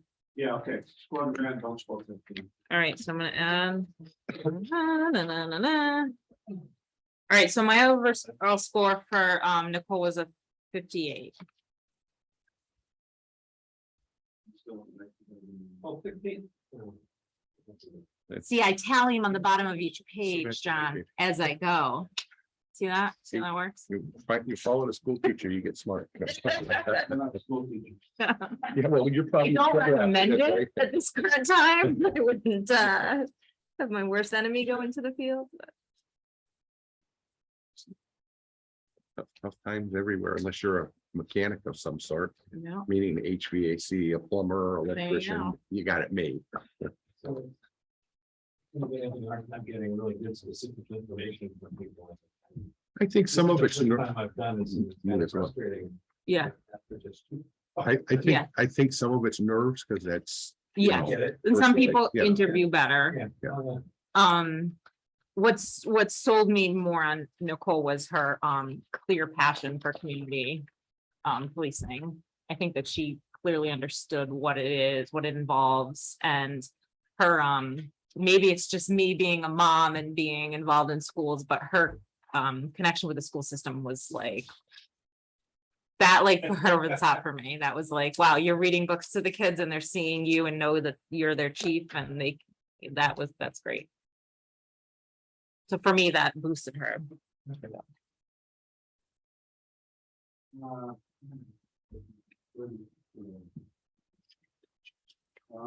I agree, this part of the business schools, and it's strong. She was weak on leadership, Yeah, and she was weak on how she was moving forward. I think the sense that I got is, I mean, she relies, she kind of looks at the Becker chief as her kind of idol and mentors, and I don't know that she's fully grown into mm, a spot where she's ready to do that herself in a full-time role. In That a was my concern. much smaller town too. She's from chief at what, 600 and something, she said? Yeah. You know, she's gonna go to what, 1,230 for us, and I don't know what Chester have. About 1300. Yeah, so we're, you know, 3 times, mhm. 4 times. so Uh, she's gonna run into situations she probably didn't see in Beckett. No, I'm just seriously could, I don't know. I do like that she's had experience as chief though. It's- That's. Well, I like the really grant part. valuable. Yeah. That was important, knowing that stuff, I think. Mhm.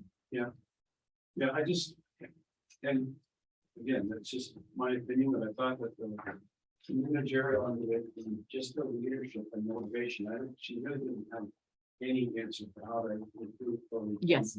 That seems to be the most difficult question for I folks. don't Yeah. think anybody knows how to do it right now, John. You know?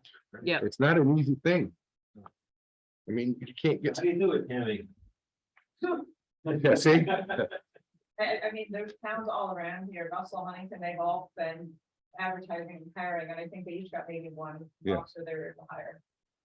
I mean, it's just insane, and I've been word of mouth since I got hired, and I was able to hire 3 all last year.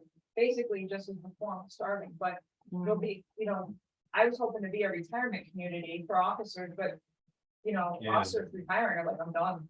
They don't want They it. don't Yeah. want to stay on part-time, they don't want to do this. Right. And, you can't hire, like I said, you can't hire the new guys. So you if they don't have can't experience. recruit at like a college because you need experience. You can't recruit retired because they don't want to do it. There's a few, but not very many. And stuff, and then it comes down to, do you wanna work part-time, for $22 an hour up here, or do you wanna work full-time for $27 an hour here? Sure. You know what I mean? So it depends. I think the days of having the older officers or officers starting up here and then moving on are over because they're getting the full-time certification right off the bat. And not only that, you got the retired guys are doing road jobs and they're making $50-something. Exactly. You So know, it's really So different. that doesn't take much to figure $52 an hour or $22. Oh, It's they're gonna go where the money is Yeah. too, and you can't blame them. It's really gonna come down to your connections with full-time departments and trying to get retirees and, maybe. farm- Actually, I talked to one today that he just retired last week from Westville. And he's like, Blandford, huh? I said, listen, we'll let you play golf for free. I'm trying to make it, lucrative, right? And he's like, I like golf. So, Yeah, it's tough right now. yeah, The advertising is out there, you see it everywhere, but cool. Yeah. You aren't kidding. It's in the paper all the time, isn't it? So we gotta go. Jason, what do you think? I Oh, would, Jason.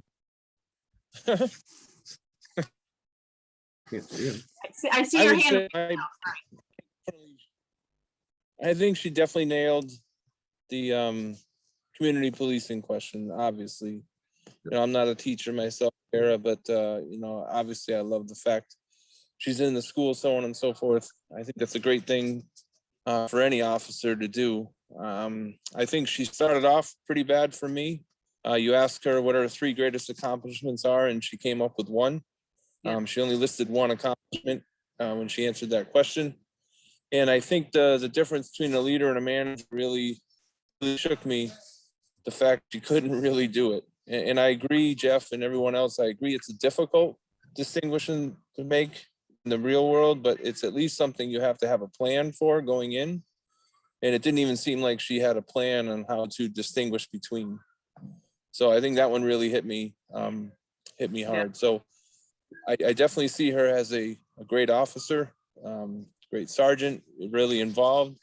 I think her communication skills were, I don't want to necessarily say severely lacking, but certainly lacking. I fear for her standing up in front of our 2 towns. I've only been to one Blandford town meeting, but obviously been to a few Chester. I think the inability to communicate is going to be effectively, I should say, is going to be a problem for her if she were to get this position. So I'd love to have her as an officer in town, but she definitely scored higher for me.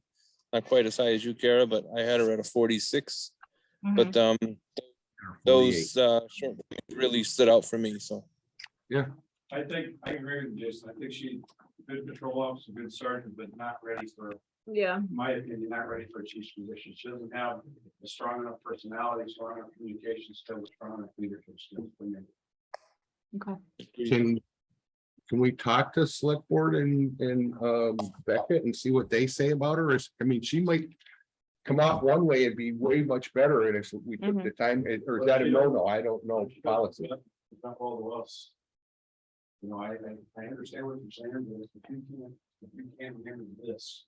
then- I get you. The town meeting, she's gonna fold. It's the town. And you get in a confrontation situation, you gotta be able to take control of it. And to be honest, I just didn't see that in your personality. And That's part of stuff too, and that's experience. So- Yeah.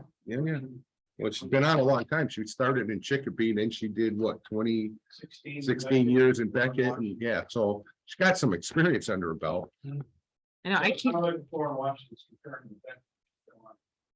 yeah, she's still, yeah. I keep feeling like I could kill that manager leader question.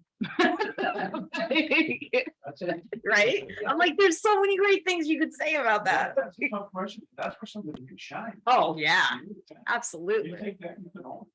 Oh, yeah, I got some things about my admin I'd love to say. No. Oh, yeah, we're recorded in live. Never mind. I've been keeping my tongue under it. Have you though? Yes, I am. Yeah, I was a little concerned with the manager versus leader, because in my head, I'm like, all right, come on, nail this one in. Yeah, Yeah, she Yeah. struggled, really bad struggle. Yeah, but I feel like both candidates struggled. oh, yeah, I thought she was stronger than the first candidate. But I don't know if she rose to the level of chief, full-time chief. yeah. And I don't know if there's any officers in Washington or if it's just her, I don't know the answer to that. Mm. Yeah, I don't. You know what, I don't think there is, I think it's just. Oh, that's a good point. So there's that leadership lacking. That's a good point, Tammy. Her and one. Two. Well, it was two. Oh, okay. One officer in Washington. There was two. There are people on the. Okay, so there are people under her, so, I mean, I don't know if this is relevant or not, but I now work with Chief McDonough, and he spoke very highly of her. Okay. So she's very organized, you know, she's very officer, she takes direction well, so. Yeah. So I think she's a great officer and great, sergeant, so. Just, I can see her with the leadership skills to be able to do this. Yeah. And I know we're trying to coach her along. Yeah. Too, so when we start doing that, we know that. Okay. Yeah, yeah. I forgot to ask her if she knew James Taylor. Doesn't he live in Washington? No, Woody Guthrie lives there. I think James does too. JT, my buddy James. I don't think so. We're like, He lives in Lennox. He- I was Lennox, gonna say he okay. doesn't live in Washington, because I know. Very different. Yeah. That's where they only side three walls on the house, right? They don't side the back. Yeah. Oh, Lord. So it's 7:38. I don't know if we want to take 5 minutes. Yeah. Yes, I need a little breather. I don't want to get through this. but- Yeah. Is it cooled down over on that side? No, yeah, it's better, but it's probably over there is where it's. I'm perfectly fine. I'm like the perfect temperature right now. Yeah. You never wanted one of those meetings. What's your due date? Oh, this end of the summer. You poor thing. Yes. My second was 2 days late and it was like the longest 2 days. of my life. I was like, this is ridiculous. Yeah. You'll get there, you'll get there. And this is your first? Yes. Are you doing, Rich? No issues. I'm surviving. Are you bored tonight? It gets miserable the last, it's supposed to, because then you're willing to go through labor because you just need it to end. I think that was whoever deity, that was the plan. That is. And that second is so surreal. That second. You like, it's amazing. It's amazing. Where are you gonna have the baby? At Cooley. Do you know what you're having? Oh, thank God. I used midwives too. They're amazing. Good for you. Yeah, yeah. Fantastic. I could not. We did midwives through the Holyoke Hospital, which I guess it's closed, but it was wonderful because it was so small. And like we toured the hospital and there was like midwives, there was the nurses were holding babies. Like this one nurse, he was this like fabulous, like flaming gay nurse. And he's like, I'm telling him how I want to be in the tub to deliver. And he's like, telling my husband, you bring your speedo.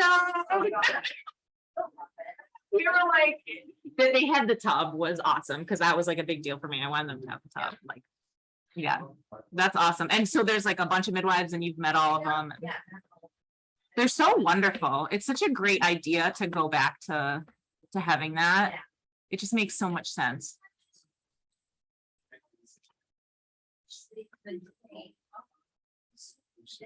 Yeah. Yeah. Yeah. It's, yeah. Yeah. There's a base. Yeah. associated with that person, and a I'm sorry. trust. Exactly. Yeah. That's awesome. We almost had a doula because we had gone through a class and the doula taught the class. And she was like, I will volunteer to come to your birth if I'm available. And I was like, so excited because like, I was like, we weren't in a place where we could pay for it, but I just thought that would be so, because I had for my first one, I wrote a birth plan that was 5 pages long because I read, do you know that she's a famous midwife and I can't think of her name right now. Elena Mae Gaskins, maybe. Oh, yes. You know I what know I'm you're talking about. So I'd read all her books and I was like, so I need you to leave the cord and it needs to stop pulsing before you cut it. Like I was like Super specific. super specific. And so I was like, the doula was gonna be, you know, but it all worked out fine. She was gonna, but it was great because the midwife came and they kept being like, Yeah. your water broke, we need to induce you. And I fought it for like 12 hours. And the midwife was like, you do what you want to do. It's your decision. Like she was so just like, you have the power. The doctor came in, it was like trying, and when I first got there, the midwife was like, put an IV in me, and then she was like, go, don't tell anyone, but leave the hospital and go walk around the mall or something, because you are not gonna have this baby right anyway. You're gonna sit here in this hospital. She's like, so don't tell anyone I let you leave, but go away. Yeah, they're amazing. You had like an entire birth plan. Yeah. Out the window. It does, but and I'm sure that they laugh at us when we come in with those things, but it just made me feel like I had some element of control over the situation. And the second time around, I did hypnobirthing, which I was watched amazing. this whole thing about that, and I love the yoga. Yeah, if you are like When it's- good with that anyways. My mom hired a woman from Long Meadow who came to my house in Blandford and walked me through one session, and then she left me her CDs at the time. And I listened to them during the second labor, and they were like, you were, for the first stage of labor, they were like, you were in such a place, like we couldn't even, until I had to get up and start moving, I was just so deep in this like meditative place that it was really good. And I was like PTSD from the first one, so I was like, well, I got control now, I have this new plan. You know. Yeah, but ultimately, a little experience is not medical problems, and Okay. it is in your hands. to Yeah. trust it. Yeah. Like, Yeah. I know things did not go as planned. Never. So do you know what you're having? Oh, so exciting. Yeah, my husband is like sad. Yeah. That's Little funny. nervous. Nervous. Yeah. But super excited. That's so cool. The end of August. So that's a Virgo baby. I like that. That's my son. Leo's the way to go. Oh my God, I should have known you were a Leo. Oh, my husband's a Leo. Gives off.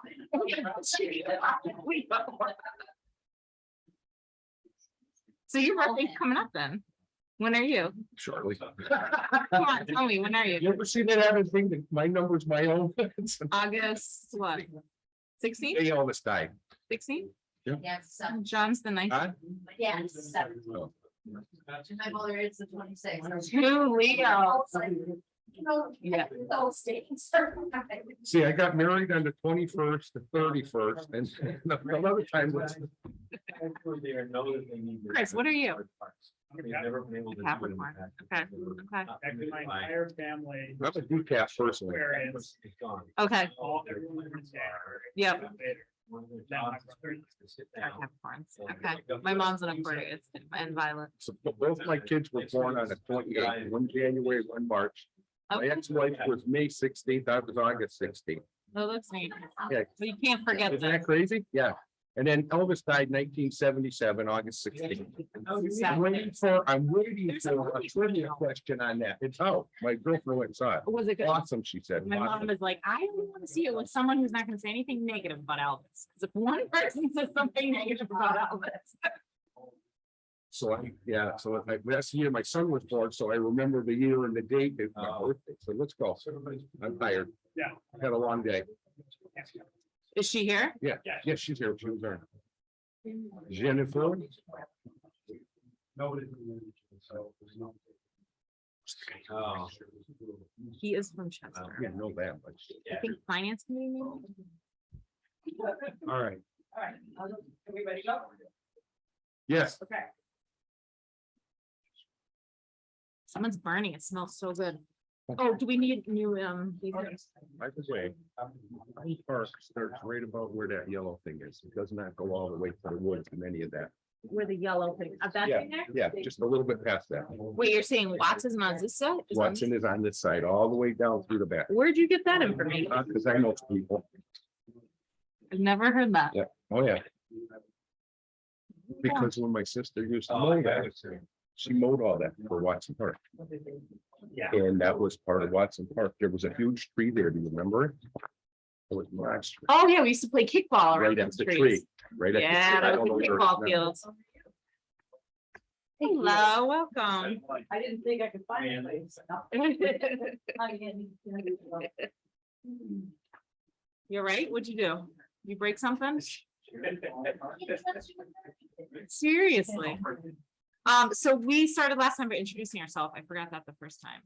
So Jim knew everyone. That's true. Do you- Didn't know me. We're gonna introduce ourselves. Jeff Allen. So Blandford Select Board, Carol Attender, Blandford Select Board. John Baldessaro, Chester. Jill Strong, Chester Adams. Very nice. This guy here Mr. Dunn, Town of Blandford, Town Administrator. And over there, and these folks. I think I might know you. And I'm Kathy Word, Town Administrator of Chester. Oh, nice. I spoke with you on the phone. And up there, right underneath the flag. Oh, yeah. yes, Jason McPherson. Yeah, he's Oh, there. it's hi, Jason. Hey Jen, how are you? Good, good. So we have about 16 questions, and what we'll do is we'll just go around in a circle, ask them, you see us jotting down notes. Chris is gonna project them there if you need to, some of them are like two-part questions, so if you need to double check. Sure. And that's it. At the end, we'll see if you have any questions for us. Okay. So the first 4 questions are about your relevant background, special skill set. Sure.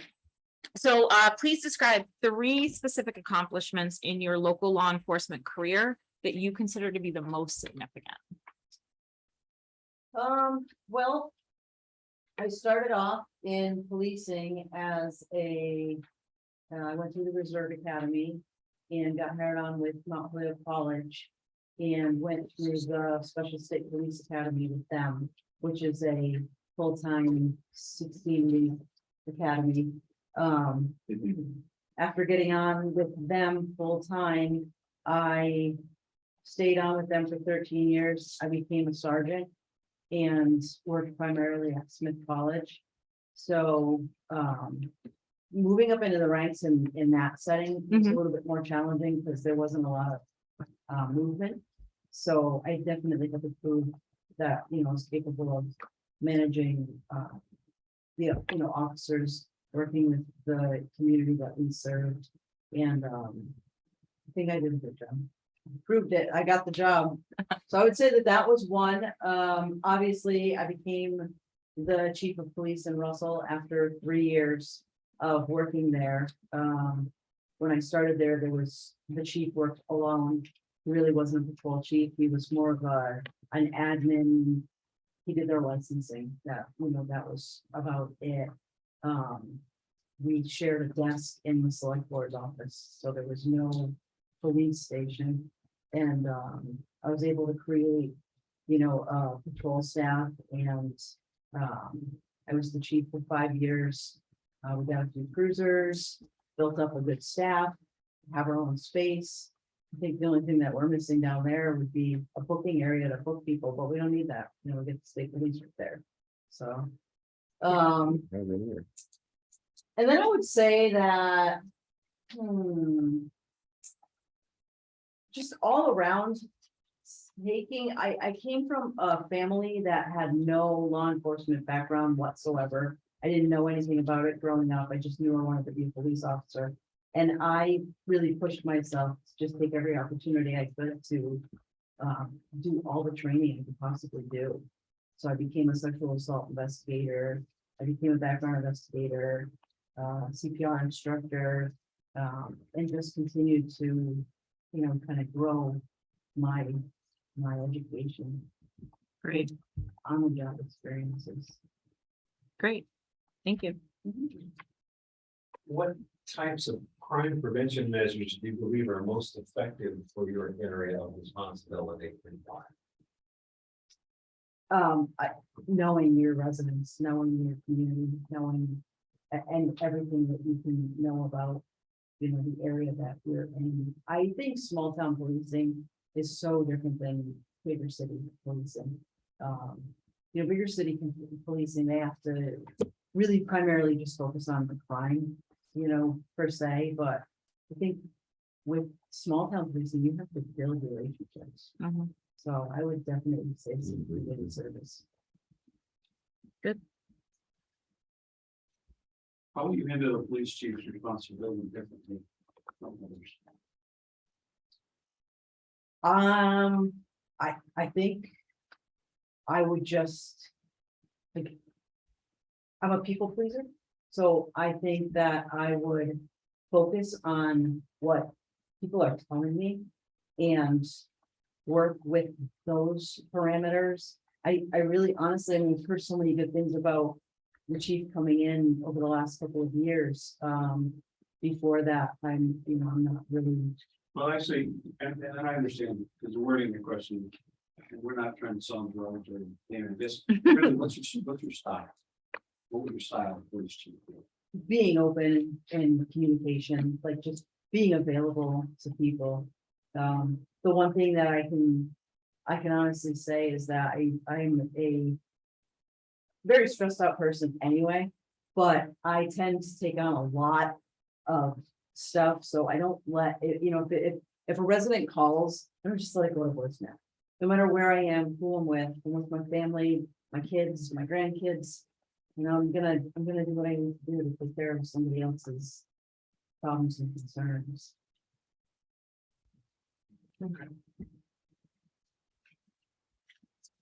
You do the grant writing one. Yeah. Okay, you ready? Ready? You're all set? Yeah. Good. You walk me through the grant writing process? Were you able to successfully obtain any grants in your career? So grant writing with police is few and far between, what I've learned. It's gotten a lot more, there's more available to police departments now, but the one thing that I can say that I learned really quick is rely on the people that have the knowledge. So we spend a lot of time on the phone with people in Boston and they help me through the process. But I have written grants. I wrote a grant for the complete radio system in Russell. So all the cruisers were able to get mobile repeaters as well as all of our patrol radios, and we eliminated the repeater system in the town, so it all came to the state with no cost to the town at all. Great. I also wrote grants for body cameras, bulletproof vests. So I enjoy doing that. I enjoy looking for, the more money we can get for free, the better. Good. Is it me? Yes, it is. Oh. I'm waiting for you. So the next questions are going to be about your organizational fit. So based on your knowledge of Chester-Blandford and our demographics, identify the program areas you would focus on and describe how you would intend to undertake the tasks of a new chief during your first 6 months. Well, I can tell you, being down in Russell on two main roads, Route 20 and Route 23, I think the traffic enforcement is a huge concern with a lot of the smaller towns, especially coming up through here, 23 and 20 through Chester. I think kind of starting to try to focus on that a bunch. Not only does it help to generate a small amount of revenue for the towns, but it also obviously is a safety concern. I think, trying to think, working in the school system, I've been able to build a really good rapport with the kids and their families. So I think continuing on that path and trying to, I just took over GYAA with another person as the vice president, so Jason can finally retire. And, just kind of just really focusing on Sports. family and, sorry. Yeah, that's okay. Sports. I haven't had kids in school over 30 years, so I can. Yeah, no, I spent a lot of time in Chester playing soccer, so. It's good. Gotcha. But I think just focusing on, family sort of just community. I mean, just get the community to stand behind the police department and vice versa. I would rather see a police department in these small towns, the state police. They don't want to come in and they don't want to deal with the small issues. They shouldn't have to. That should be on the people running the town.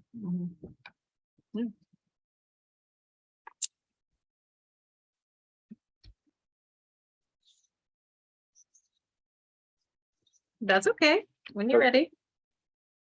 So explain your approach to promoting the concept of community-oriented policing throughout all sections of the police department.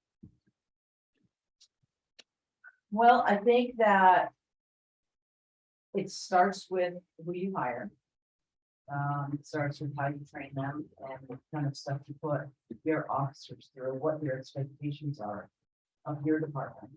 And then that sort of rolls out into the community.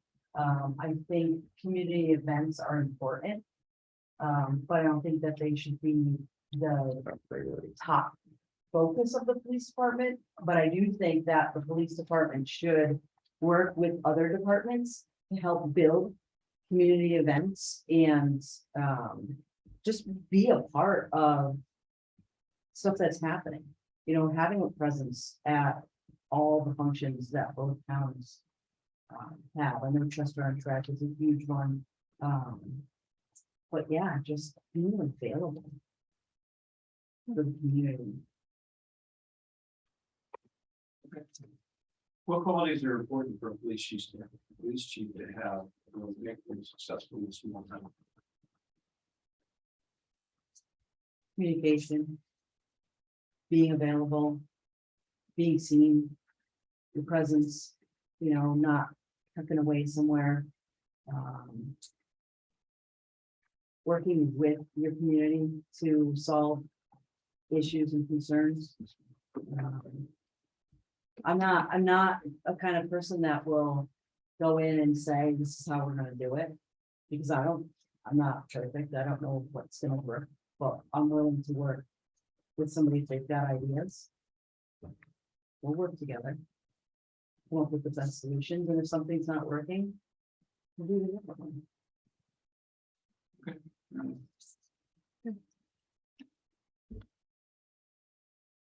Tell us about the best chief you have worked for and why. The best chief I would work for No, you have. or have. Yeah. Ironically, I would say that it was Chief Mulligan in Russell. Not because of what he did at that time as a chief, but what he had done in his entire career and the sort of the guidance he provided me for the few years that we worked together. He was always encouraging me to never give up on myself. He always encouraged me to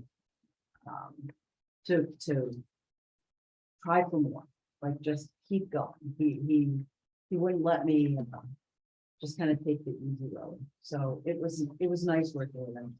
By the time I was done working with him, I felt like he was more like my grandfather than he was.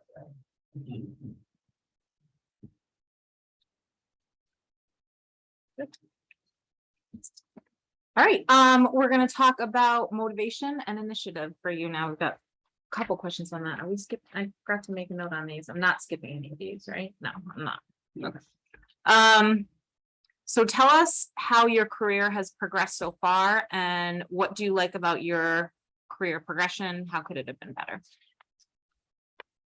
So I think that I started off taking a lot of training in my sort of infancy of getting into law enforcement.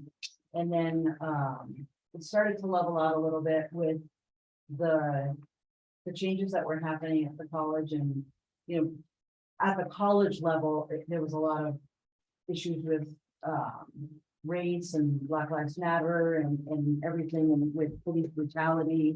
And it was definitely a different setting, like they didn't want to see us. So it was very hard. We tried all sorts of different outreach programs and we just couldn't get, you know, anybody to sort of connect with us. So that became very discouraging for me towards the end, because I do like working with the people. And it really bothered me to not be liked. So it took its toll on me, like mentally. So I took a step back from policing for this past year. I stayed on in Russell and still did, you know, patrol shifts and stuff there, but I took a break to sort of regroup and figure out what it was in policing that we're getting wrong. Because I mean, I think there's just so much to learn. And I think now the focus being more so on community policing is exactly where we need to go. So I miss it. I miss it. I miss being, excuse me, I miss being able to interact with the public and helping people. I love what I'm doing right now. I'm working with behavioral kids. So I've got 10-year-olds that's spitting my face and kicking me. That big guys do that. Right? But it's just, yeah, I want to get back out there and work with the community. I can go anywhere in Russell, and I don't know, you can talk to anybody you want to. I don't think we can find anybody down there that was so good. Haven't had a good interaction with them. Great. We'll decide this for a second. Sure. Always back to you. So how long were you in police work for? You took a move? 13 years. So what? Do you feel now that you're ready to re-enter? Yeah, well, I mean, I took a break from the campus policing. So what happened was with police reform, and Chief can probably speak a little bit about this later, but with police reform, when I went through the academy, the full-time academy, it didn't give me the opportunity to work in like an East Hampton or a Northampton full-time. That was only for college setting. So I would have had to go through another police academy to get into full-time in a bigger city. I'm 47 years old. I didn't want to go through another police academy. So I was sitting there at the college looking at the fact that we were police officers. We were being put into, you know, khaki pants and polo shirts because the students didn't want to see anything having to do with police. And then when we would go to calls, they would slam the door down. They didn't want anything to do with us. And it sort of made me feel like, what am I doing? I didn't really understand what my purpose at that point was in the college setting. But now with police reform and going through, you know, this new post state and whatnot, all of my training and academies have combined, given me the certification to be full-time in a town or a city. So, okay, just for clarification, you have the Bridge Academy, or you have full-time academy? I have full-time status.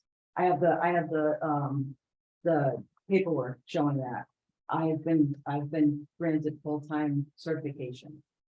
Due to the full-time campus police academy. Right, the full-time campus police academy, my reserve academy, all of my collective years of experience and training. Okay. Yeah, so I don't have to go through a Bridge Academy. It's very confusing. No, It's confusing for us right now. I've been 38 years. Yeah. So I know. Yeah. Exactly what you're talking about. But I'm gonna ask you a question. Yeah. Since the door is open. If you felt that you weren't able to deal with it when the kids and the public didn't want to deal with you, what change in the mindset now?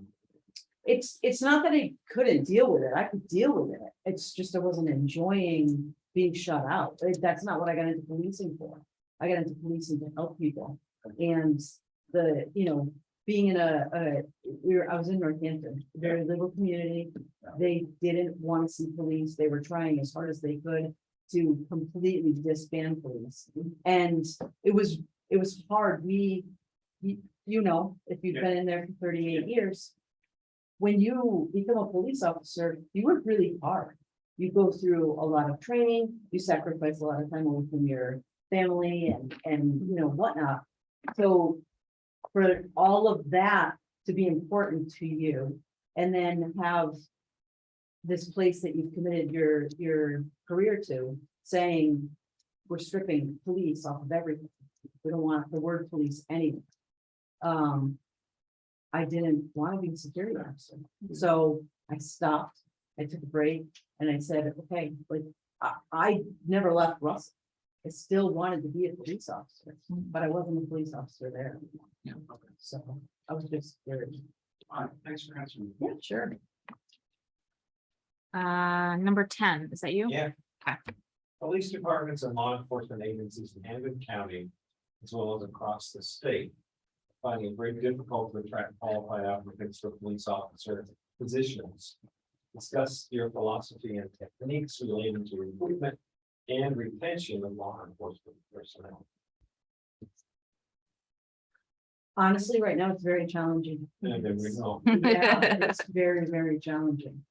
I think just through networking, through the people that, I've already built relationships with over all these years. That's gonna help, bring in some better quality people. When I interview people, I'm not an easy interviewer, so I'll definitely weed out the bad seeds, but I mean, everybody I hired in Russell lasted as long as I did. But I do think right now it will be a challenge, and I'll be perfectly honest with you. I don't know how we're gonna get through hiring people right now, but I know that whatever gaps are kind of left by not having them, that's where I'll step in and fill as much of that as I can.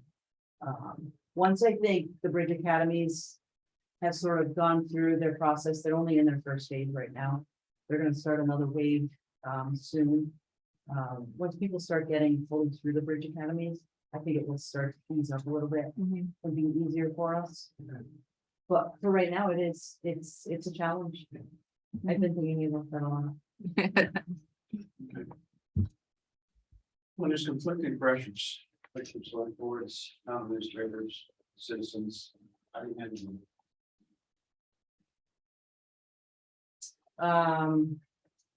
Listen to them, try to put our heads together and come up with some ideas, plans, work together. I think simply, I didn't have a problem with that before.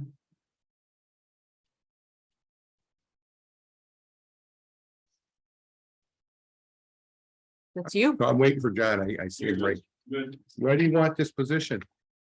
I miss it. I miss it so much.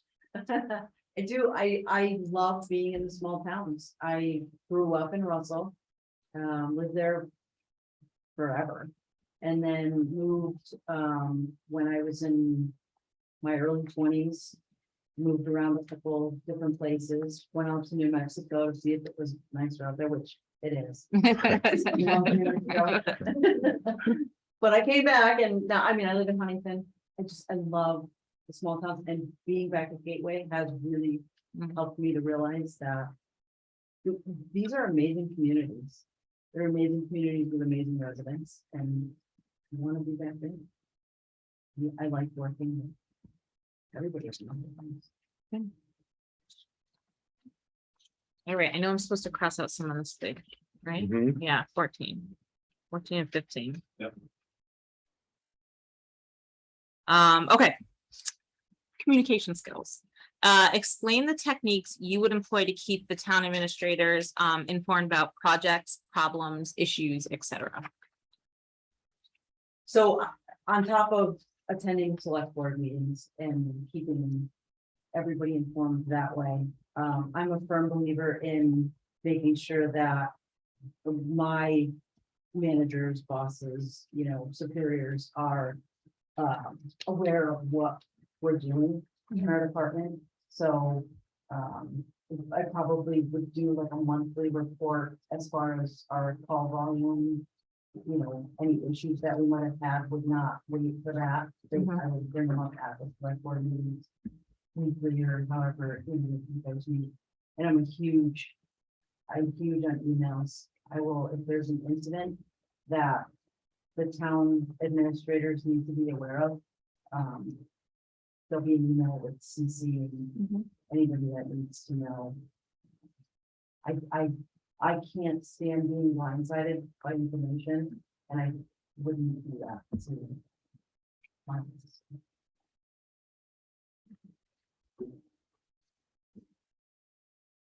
So we skipped 14, so we're going to 15, 15. 16.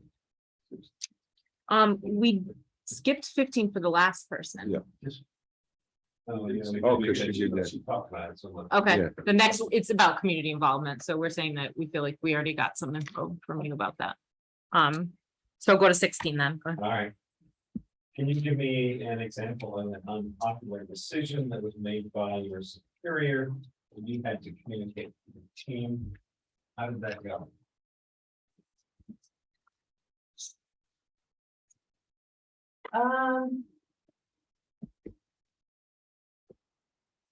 There's been a lot of little things. I would probably have to say the toughest part of dealing with my superiors. Now, when I say my superiors, I'm talking my chief at, it being in the position I'm in now. Is the decision to terminate employment. I'm all about giving people the opportunity to correct behaviors. Obviously, with certain stipulations, there can't, if it's something egregious and it needs to be done, I understand, but there's been a couple of instances more recently that I haven't agreed with. The termination of people that I feel could have been handled better, but unfortunately, when you're given a directive, it's, it's not my decision, it's just my job to follow through with what I'm being told to do. But I would say if it's something like really outrageous, even if I myself as a chief made a decision that someone didn't agree with, I would hope that they would come and speak with us. Have respect to say that they didn't agree with me and want to do that clarification.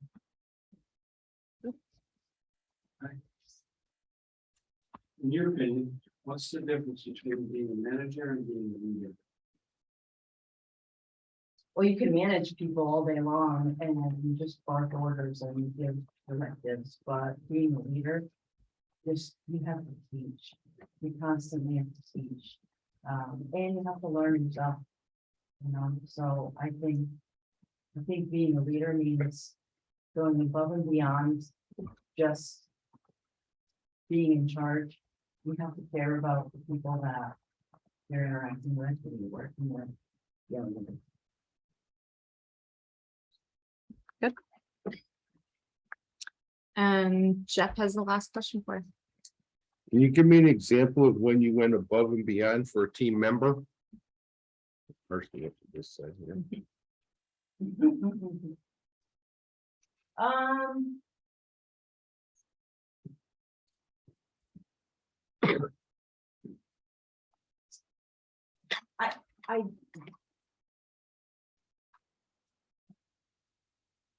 I've always been an advocate of underdogs, so I'm trying to think of one that like I can really explain. I was a field trainer for the colleges and field trained too many people to remember. And I had one individual that had a pretty decent speech impediment. He was an officer. I was field training him. He was amazing. But because he couldn't communicate properly, or not, I shouldn't say properly, because he couldn't communicate clearly. My superiors did not want to keep him. They didn't think that he would do well in court. They didn't think that he would be able to articulate to administrators what needed to be done. But in the field, he was incredible. So I advocated hard for him. They terminated him based on the fact that they didn't need to have a reason while he was in his probationary period. And being on the, I was a union president at the time, we fought really hard and got him reinstated. And he is actually now a full-time police officer in a city, and he's doing Great. fine.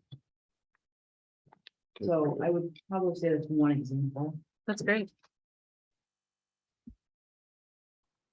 Jason, do you have any questions that you would like to add? Are you still with us? Yes, you're with us. No, I think I'm all set. Okay. Jen, do you have any questions for us? I don't think I do right now. Okay. I think it makes it easier that I've been in the communities. I know the small town policing, and I've been a small town police chief, so. I know the tasks that are, ahead, but. I don't know, a lot left in Good, Very good. excellent. Thank you. Well, thank you for coming. Thanks, Jennifer. We appreciate it. All right. Have a good evening. You too. Well, now we got to do addition. Already did it. You already did it. Look at you. You told me to do it as I was going. I don't argue with teachers. 6. Yeah, I bet you did. I had all male teachers in an all male school. We didn't argue too much. Trust me. We had one that would pick us up right off of here by our hair, right out of our seat. When you could do that. I wish I. You know, it's good. Okay. I'm gonna like this. I'm gonna say it anyway. The real problem with the taking a year off was for the end of people my husband. The real problem. Yeah. It's the police officer, police chief issue. If you look at the people like you, you're in the wrong job. This thing's great. We're trying to get on the it's great. But if you're gonna walk in the practice, you're not getting the acceptance that you want. That's a real problem. Yeah, I understand that. So the year off was from the college. It wasn't Yeah. from the chief And they thing. were wearing, I think put on the cuckoo clothes. I don't know why. I don't know why she. I don't want to. Yeah, so I think, Tammy, you had something different for us about, I don't know if that was just executive session or if we, about why, Why she back out as chief yeah. and Russell, the. Probably. Yeah. No, so, okay, so there, yeah, so there was a different reason there. So just to clarify, Yes, I'm not. the No, stepping back I'm was from I'm the, not tying those together. Okay. I'm not I just wanna make tying sure. together at all, because I wasn't open that door, because frankly, we can't. And she talked about back from the full-time police position at Smith. That's the path I went down. Mhm. And frankly, she kept the Russell job, the Russell job is, that's, she has a full-time job now. Katie up there, so whatever. Mhm. So the Russell police job is. something that it's just, that's my personal opinion, but that for me is a big issue. That's a Okay. big red flag.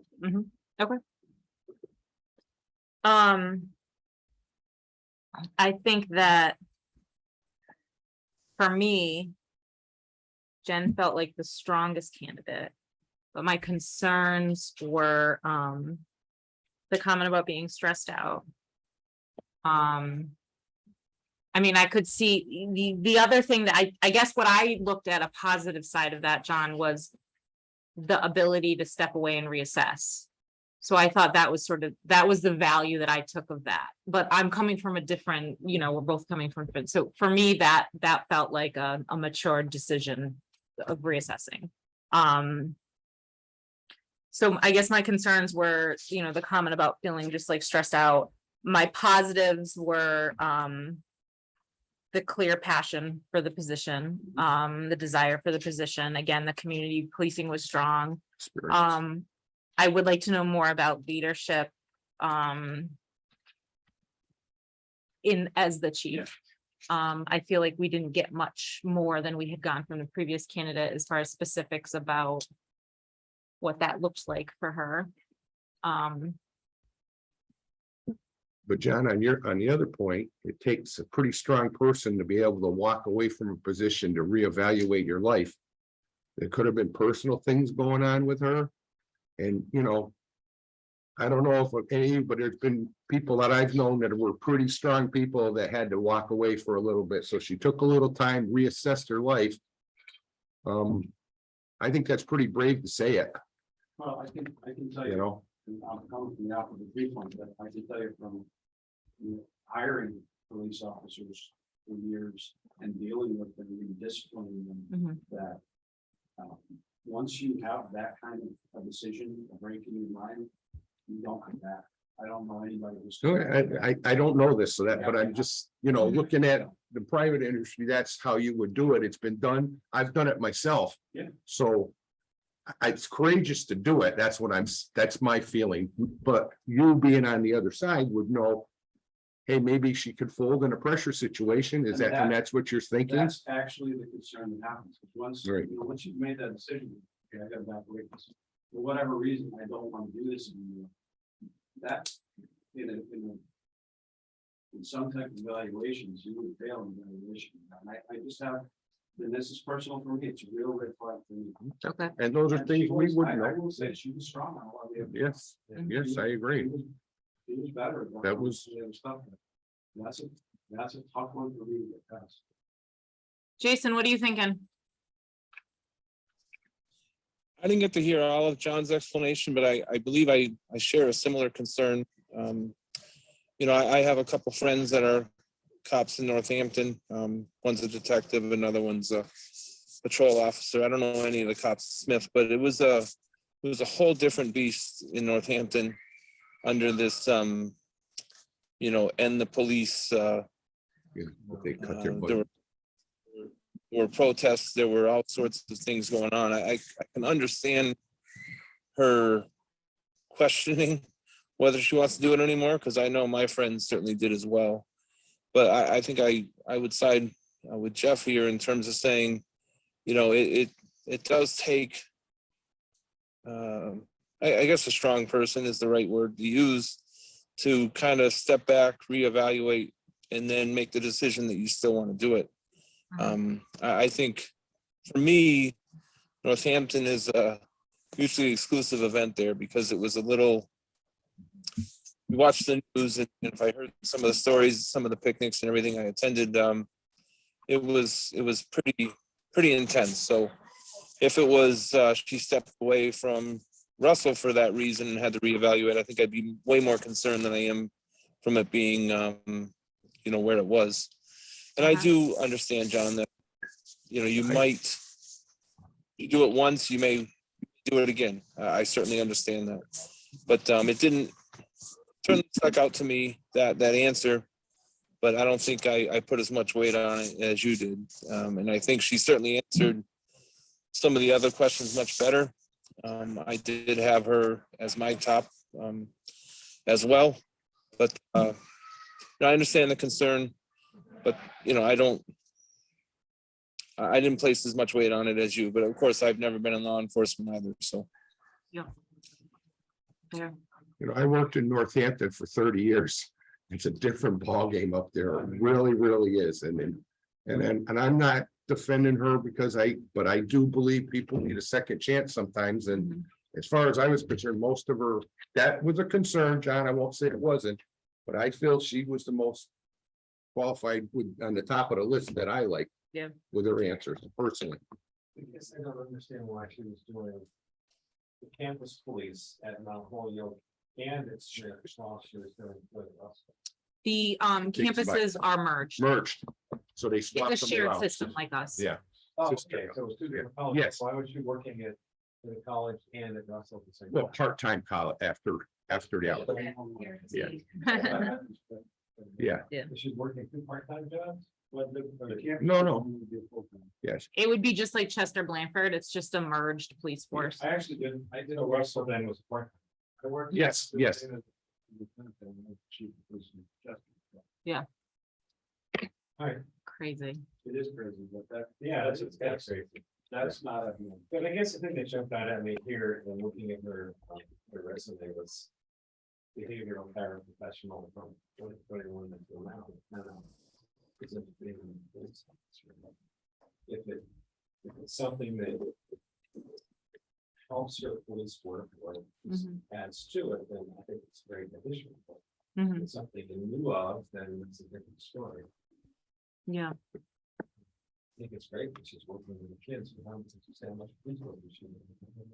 Well, she's still currently with Russell as, Right. as a. as part-timer, yeah, Yeah. yeah. That gives them some exposure to keep your. I, I'd like to know what the police chief now said about her behavior as a police chief back when she was chief. I do will we- say. Yeah, Go ahead. I'm sorry, Kara. I will say that the chief and Russell did seek me out and approach me to indicate his strong recommendation of Jen for the position. So I know there is some history there with Blandford, obviously, that is great in terms of that recommendation, but you know, it said something to me that without provocation or anything, he go out of his way to reach out to me and say that he knew she was applying and offer up his recommendation as someone he thinks would be great and great to work with. Obviously, all these police chiefs in our hill towns need to work together and think she would be a great addition to accomplish that goal as well. Well, he told me, he also reached out to me that her administrative was part of the job is phenomenal. All the paperwork's perfect. You can count on her for that. So that's, he just told me that about, he said, she's really good for that stuff, which is nice to know, Yeah. you know? Tim, you weighed in the other two. Yeah, thank you. I'm kind of seeing her leaving the college, doing this job and having done it through the police reform, and through before the reform with, all the national attention that police officers got. My husband had worked in Northampton during that time for Northampton Police part-time. So not that I had a full firsthand, but I had a secondhand experience with him going through Northampton and different beasts. Definitely Northampton, great police officers, but the climate there is tough. And if I was on a police department in Northampton that said, we're taking your uniform away, we're taking away the status, nothing on you is gonna say police officer.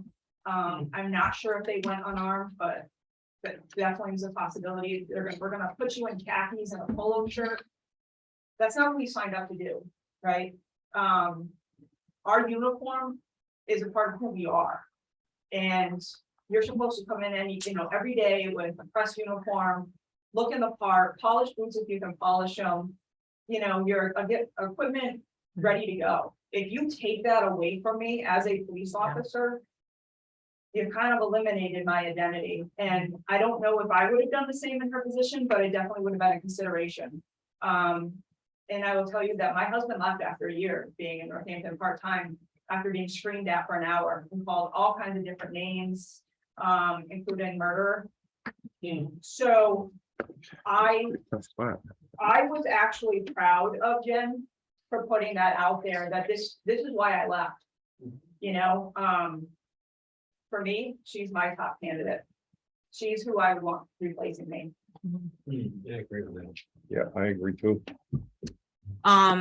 So where do we stand with, so it sounds like we've got top candidate Jen. I would say my top candidate was Jen. Are we across the board on that? Are we, I'm not sure where you stand, John. Do we want to make a motion? That's up to you guys. I'm not in support of the chief's position. That's Okay. fine. That's fine. I think technically, this is, how do we have to vote this? So, This is a Chester employee, right? so I think both boards, do we do it separately? Do we do it? I don't remember how we did. I think we both voted last time. I think we both voted. I believe it says that you both voted it together, but if there's a tie or anything, the Chester is the deciding. Got it. It And doesn't sound like a tax, so that's, Yeah. that is, the person is employed by the town of Chester. Okay, so yeah, if you want to go ahead and make a motion. okay. So I would make a motion. Jason's hands up. Jason, are you? up What, for did you have this? a question? Got a question? Your hand's still up. Never mind. It's all right, your hand's still up. We'll just. I would make a motion to hire Jennifer, I'm gonna say their last name wrong, Dubiel, as the Chester-Blandford Police Chief. Is there a second for discussion? I'll second that. Okay. Do we want to have any more discussion about, or we kind of know where we all stand? I think so. Okay, Send me this. okay, I'm not gonna jump up and down. about it. I'm not- okay. I'm fine with it. I just wanted to say my piece. That's, yeah, no, that's good. That's Nothing why wrong there's with that. more than one of us. Yeah. All right, so from the Blandford, it's just all in favor? Aye. Aye. Just, so Chester, want to make your own motion? Yeah, it's probably good. I think not really good. Yeah. Please. Jason, do you want to make your own motion? Please. Sure, I will make the motion that we hire Jen Dubiel as the police chief of the Chester-Blandford Police Department. Is there a second? A second. All in favor? Aye. He Sorry, I said, didn't hear you, Jason. That's an aye. Aye, yes. yes. And that's a no. Okay. You know, majority has it. Okay. Okay. So you guys will work together to work on a contract, or I know you're out, so, you know, theoretically. I'll take care of notifying all the candidates in the morning first thing, Okay, and I will pull the contract that Tammy currently has, okay, so We'll start working on one for okay, Tammy can work with her on getting that updated. and we're gonna go with the amount that was voted in You the have to- salary. You gotta carry it for the budget. You Yeah. can't change it. Well, the other option, which I'm not proposing, is that you try to negotiate and you start lower, but I wouldn't suggest that. I'm just, that is an option out there, but I wouldn't suggest that. So we'll go with the amount that's voted in the budget. Okay. No, I wasn't. I feel like there's a little Andy Montanaro was like thrown out there. Yeah, I know he would have wanted me to say that. See what All right, so we will adjourn the meeting at 8:35. Thank you. Thank you guys for coming and joining us. It's been a while. I know.